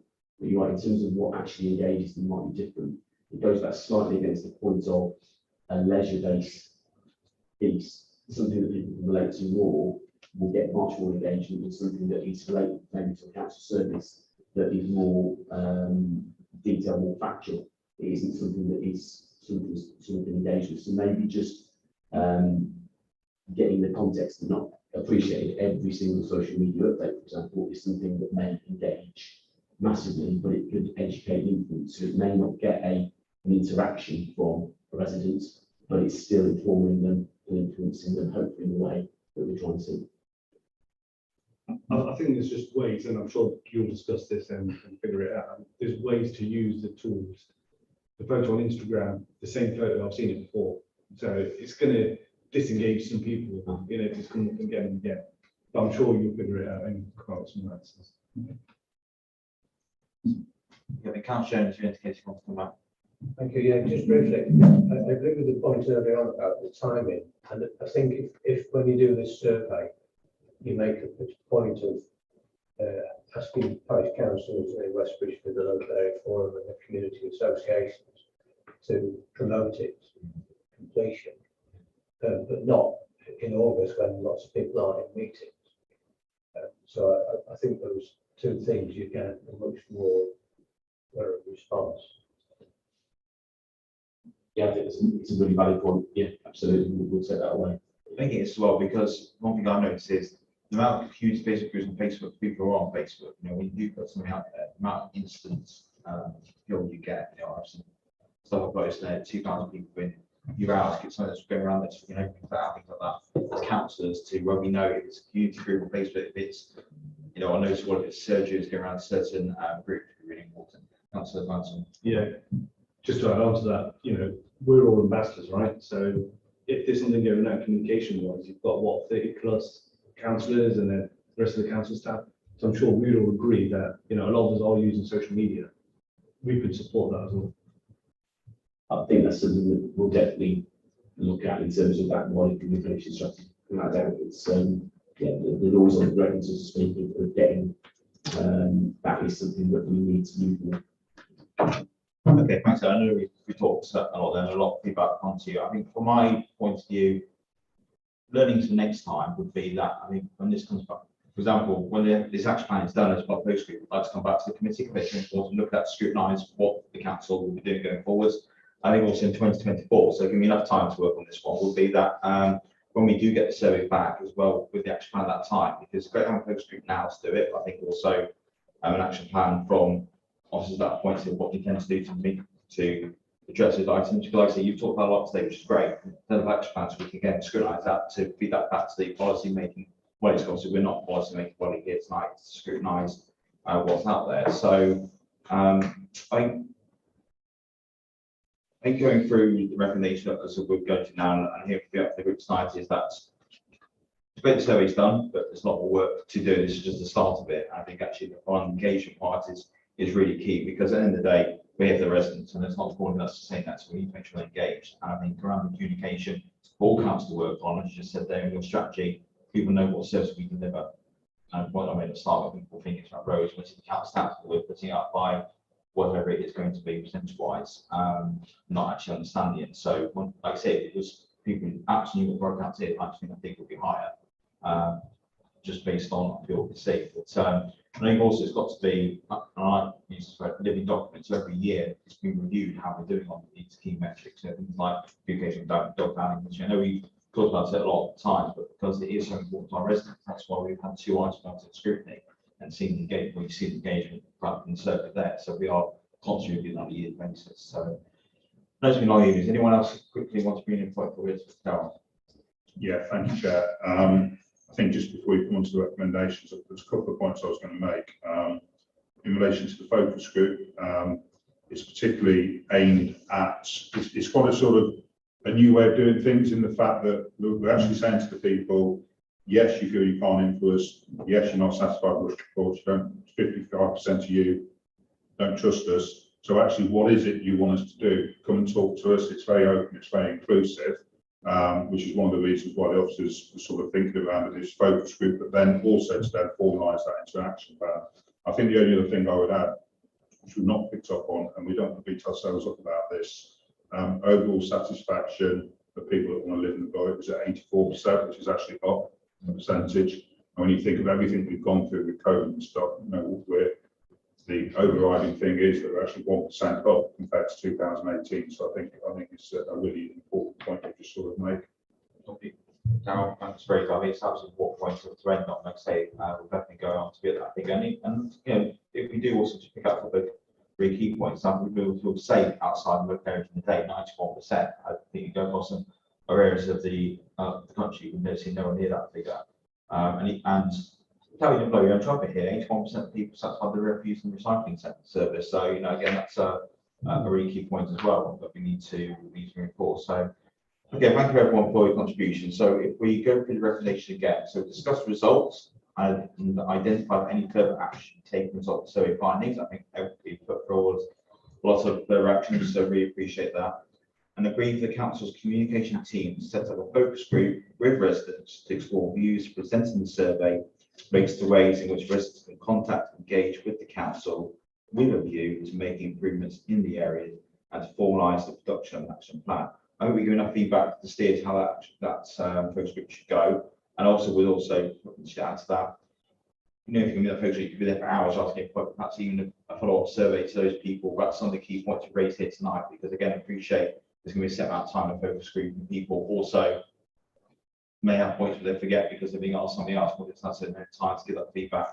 And I'm assuming as well there will be a cross selection of people across the whole borough, so there'll be raised points up even Westbridge would like different priorities to big and Clinton and everywhere else, so to get to understand the particular need in there if we need to work on. Okay. Absolutely, and the focus group will be similar to as many stakeholders as possible. There's just got to be a piece of work in terms to assess who and what is the best format of that focus group. As I said, you know, this within the existing budget that could be a third party. So we've just got to look at the pluses and minuses of who best is to drive that. So all in favour of the recommendations, please show your hand. Sorry, Chair. I believe it or not, I hesitate to be difficult. Do you mind if we take them? Do you mind if we take them? So, yeah, One at a time. absolutely happy to. So recommendation A. And similarly, I'm not clear on what further actions. You know, we've talked a lot, but are we clear as a group about what further actions we have suggested?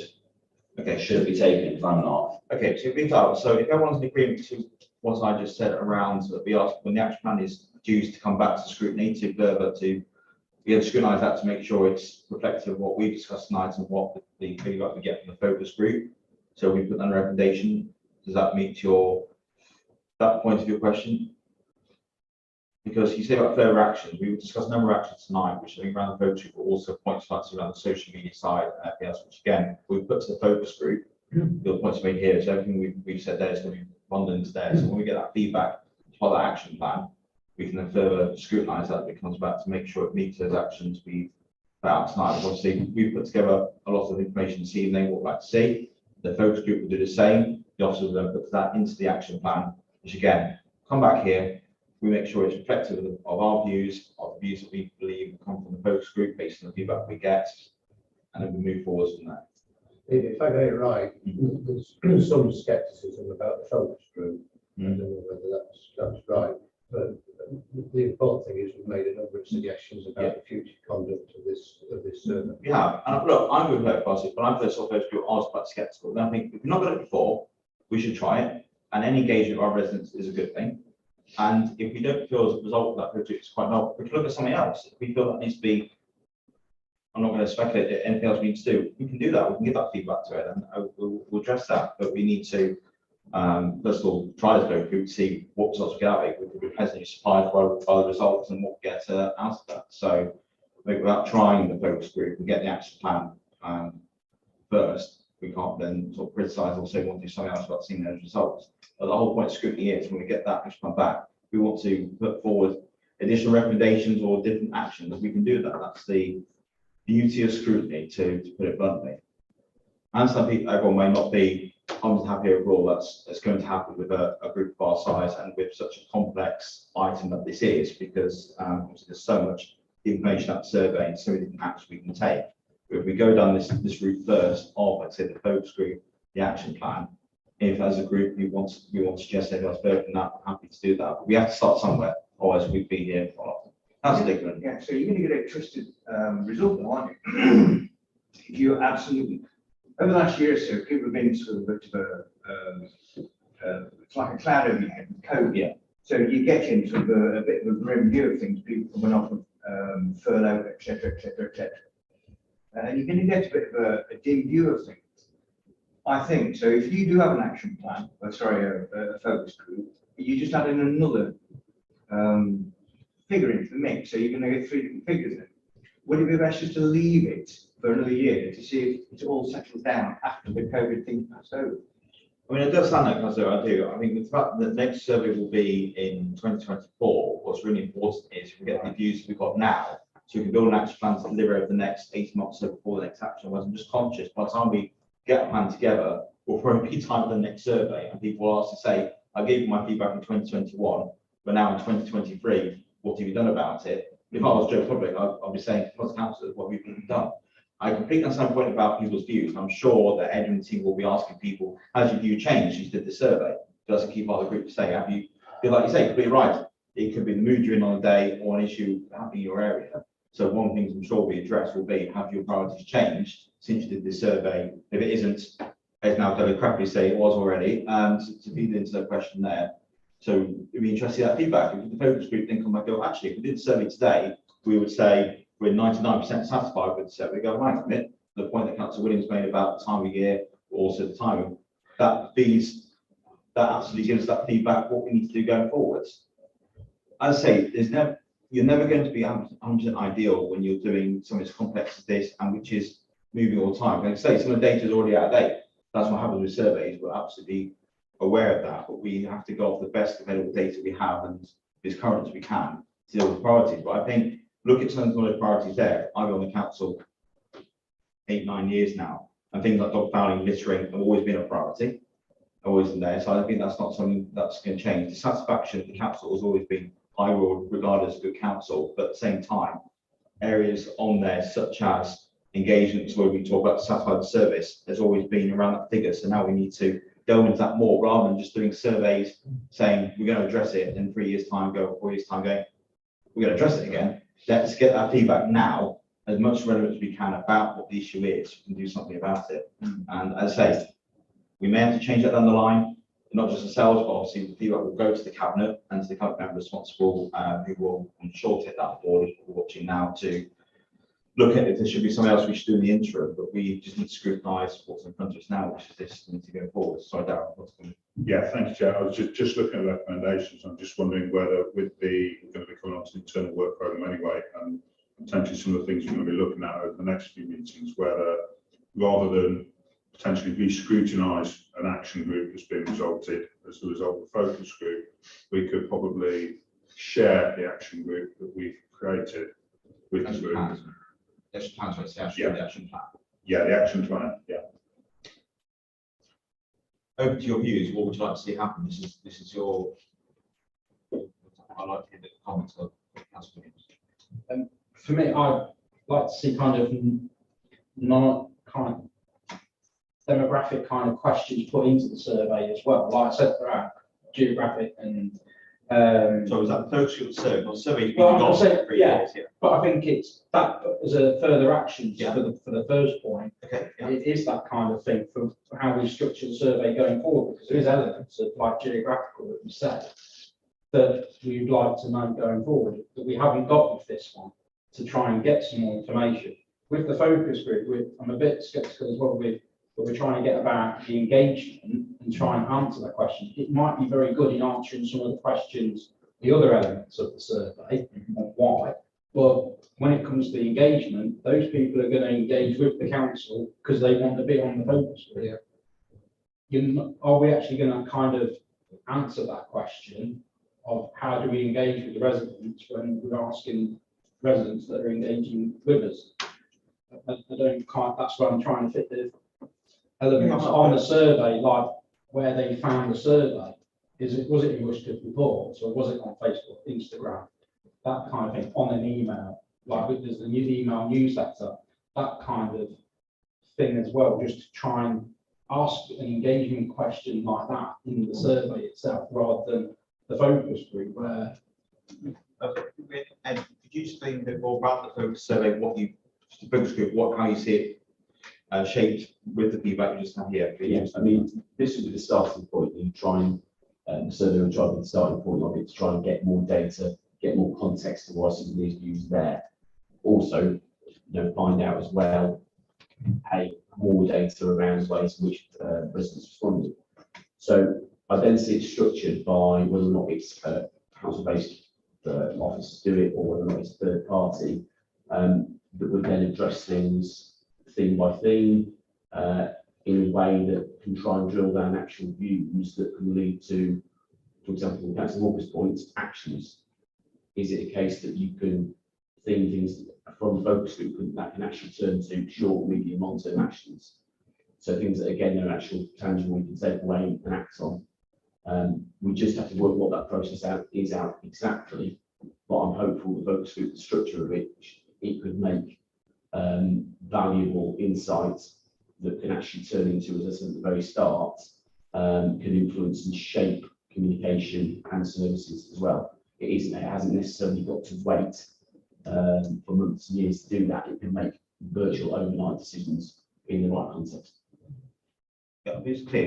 You're not going to get a view of every single resident about how it works. And pretty right, your question is absolutely spot on. That's worth about that. We have to do the best we can in terms of get out. I'm sure, as I said, we're going to get to one is range of people we can. It'll get kind of engagement, but it's that paradox. How do you engage someone we engage with? So actually asking people we are engaged with, how can we better? It sounds like how we engage with when you engage with council, you prefer Ruskin reports, you prefer social media. Once you get consensus, and hopefully that shows us where we need to target more people to come through, because we know there's different generations, isn't there? There are people who read Ruskin reports religiously, there are some people who literally recycle and have never read it. Some people are on social media engaged with us, we're in our customer contact team, we're in the county service team, and then redirect to the borough or the question. There's understanding how we can best engage with people. And I mean, again, this focus group will give us a real snapshot of that. And also, I think it's really important to feed into the next questionnaire, in 2024 survey, delve into more details, Councillor just today, to understand how people are engaging with us through that survey and how what trying to be engaged with. So that can feed your next communication strategy plan, which I know is coming out shortly. So I know Darryl brought in the point about getting an update on the plan. I personally would say we do bring back an action plan to this group, even if it's a short item, just to make sure everyone's happy the direction it's going in, because again, that is our purpose here, scrutiny, to make sure that action plan is meeting what's been raised this night. A lot of questions been raised this night, and absolutely valid arguments, questions where we're going forward. So if this action plan comes back to us, make sure as a group we are happy with that direction it's going. That gives a steer to the cabinet, to full council, what we want to see happen. And again, when the next survey is done, and members are still here and still in the scrutiny group, we can absolutely we've had that saying in how the next survey should go in the engagement. So I understand it's not a perfect solution for everyone. I completely understand that, but we have to pick a direction to go with and do the best we can. So any other quick points in this before we go to me, if this survey procreates another survey, it ought to be a random sample of people across the borough. It should not be people who decide to turn up to have a chat, or people who are consulted or already consulted. Yeah. And that's why I'm extremely sceptical about what feels like just a continuation of the same saga.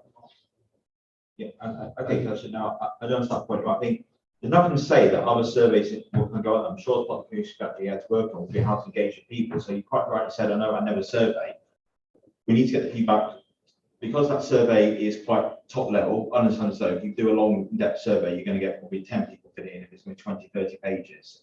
But now the focus group is to delve into some of those key items we raised tonight to be raised. That's a bit more behind the detail. And then if we're still not quite clear as a council or as a group on people's views, or that we've got a sample, that's something that will feed into the communication strategy, got as people on in risk reports, social media, everything else, whatever feedback is to get more views on particular subjects. Like I said about dog pound, this pig dog pound, it's got the highest percentage. There's nothing to say they can't be out there on social media, but here's the link to report it. What's your views on the link? And do you find it suitable? When people go on social media, do you feel it's used to engage in risk reports? You can delve on those questions. This doesn't have to be in a survey in 2024, it can be all the time. And Ed tells me I'm just giving lots of work in plan to that anyway. So I do understand why they can't show it. I do about going into detail, but for a start, as I keep saying, I've said the point 3 or 4 times, so I'm redoing the survey, I suppose, by saying we have to start somewhere with the feedback from here, and that is if we can get some more engagement from people on what they'd like to see happen on those key items, that can feed into the action plan, because we don't just want an action plan by officers, by councillors, what we assume based on some top level data. We want to get, well, I personally do, and not to speak to everyone, the feedback directly from our residents, what they want to see happen to tackle these items, how do we make them feel, speak positive about the council. When 44% are, what can we do to help them to improve that number? And we've all our ideas, but in the point we've got to talk about our residents, about what they feel.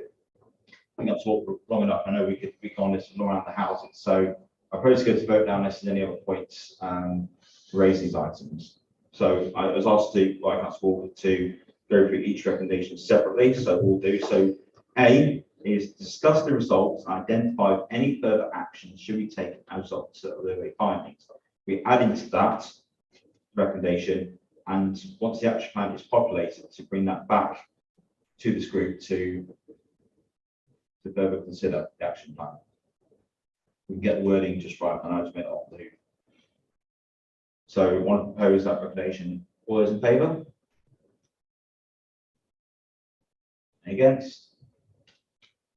Okay, and B is agree the council's communication team set up a focus group with residents to explore views presented in the survey relating to ways in which residents can contact and engage with the council with views and making improvements in the area to formalise production of an action plan.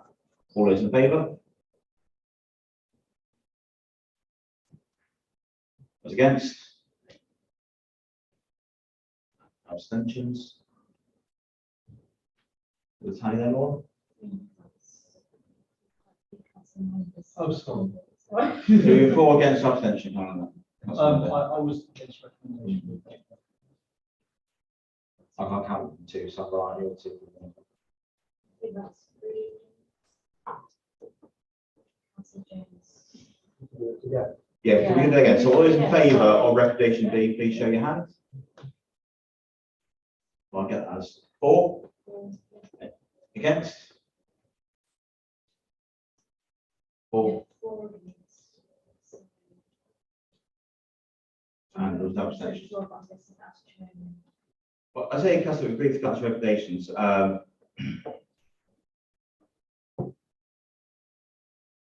All you have votes to agree for that one, but I think what is very important is I want to, if you have those who vote against tonight and everyone else, if they give the feedback to me in response, so I can discuss with the panel member and with Ed, see how we can best go about addressing your concerns, because I think it's really important we do that. And I know we could be here all night talking, it's late, so and people just want to digest a bit more. So if you can please send that feedback to me, if you want to give me a call or an email, that I can then share those views, and then we'll come back to the group and I'll give you an update as part of the action plan in the next meeting, if that's okay. Okay, thank you very much. So on to the final item this evening, which is the work programme in Darrell's point. Yeah, thank you, Chair. So very short item, really just to discuss what's on the work programme for the next meeting. And so the next meeting is the 28th of April 2022. We've got two substantive items on there. One is the waste strategy, where we would hope to be able to bring forward some further details from central government on the environment bill and the effect that may have on waste collections and recycling in Rushcliffe. And the second management will be an update for scrutiny on progress on the council's carbon management plan. I've discussed with the chair and said it will be up to the group whether they feel if we have nothing to update on the waste strategy, they would still prefer a very brief update on why we're waiting and where we may possibly be heading, or whether the group may want to just discuss the carbon management plan, whether there's anything possibly that in the future work programme the group may want to consider bringing forward. Yeah, I mean, the reason I put waste strategy to something there, I think it's important for the general public as well, to talk about engagement, because we know the reason why, what we don't, what we do, why it's been delayed, but just want to give a very brief verbal update from Darrell, be a couple of minutes, just for the record, for anyone who is watching or this matter of fiscal record, because as we said, it's probably very doubtful, and if we do get the update, it could be a short turnaround for the officers to put together their views on it. So again, it may be a different kind of report than we'd ideally like. I'd say if it comes in Parliament on 8th of April, either Darrell's working round the clock or we're not going to get it. And then if that was the case, it wouldn't be the kind of strategy that we need to be going forward. So in terms of work programme there, as you're probably aware, there's corporate review group next Tuesday, which is when there's about 9 items for scrutiny. So we'll get in there on that one to go through. And again, any views you have on those items, please let myself and Council Council know. We're your representatives on that committee. Looking at it, I guess around 3 of those will come to this committee. We do have an item that was reached down for the June one, which Councillor Walker brought through the script programme around the provision of sports. If I remember correctly, Councillor Walker, tell me if I'm wrong, and what we're doing around that for sport and leisure. So if that is ready, that can be brought forward. So I propose that we bring that forward in place of the waste strategy. But again, that will be depending on what's agreed to tonight. So that'll be my current view, and that's what I'll put towards the corporate overview. Council support on that one, and then we will then see what has come back. As it's for the work programme, because of the way nature works with the corporate review, that's the order of meeting will hopefully be changing from the next cycle. This is the last meeting in this cycle, obviously, so the next meetings are before May. But there are items that might be brought forward in the work programme because they are more urgent update will have to go through cabinet or council in a timely manner, so we have to update, we have to bring that forward. So when we delay items, it's not simply we don't want to scrutinise, it's not the case. Much people there are other items. So if you do see our work programme come out, wonder why it's changed, please do get in contact again on the corporate group on Tuesday. We will put that view across and in those items that are put forward to us in the right order we feel suitable. Again, please at any time in contact with myself, Council, if you've got any concerns about that, or the work programme's going, we'll absolutely take that forward. So absolutely inform about the work programme. Everyone happy with the work programme? What just there? Any concerns, questions? Okay, thank you very much.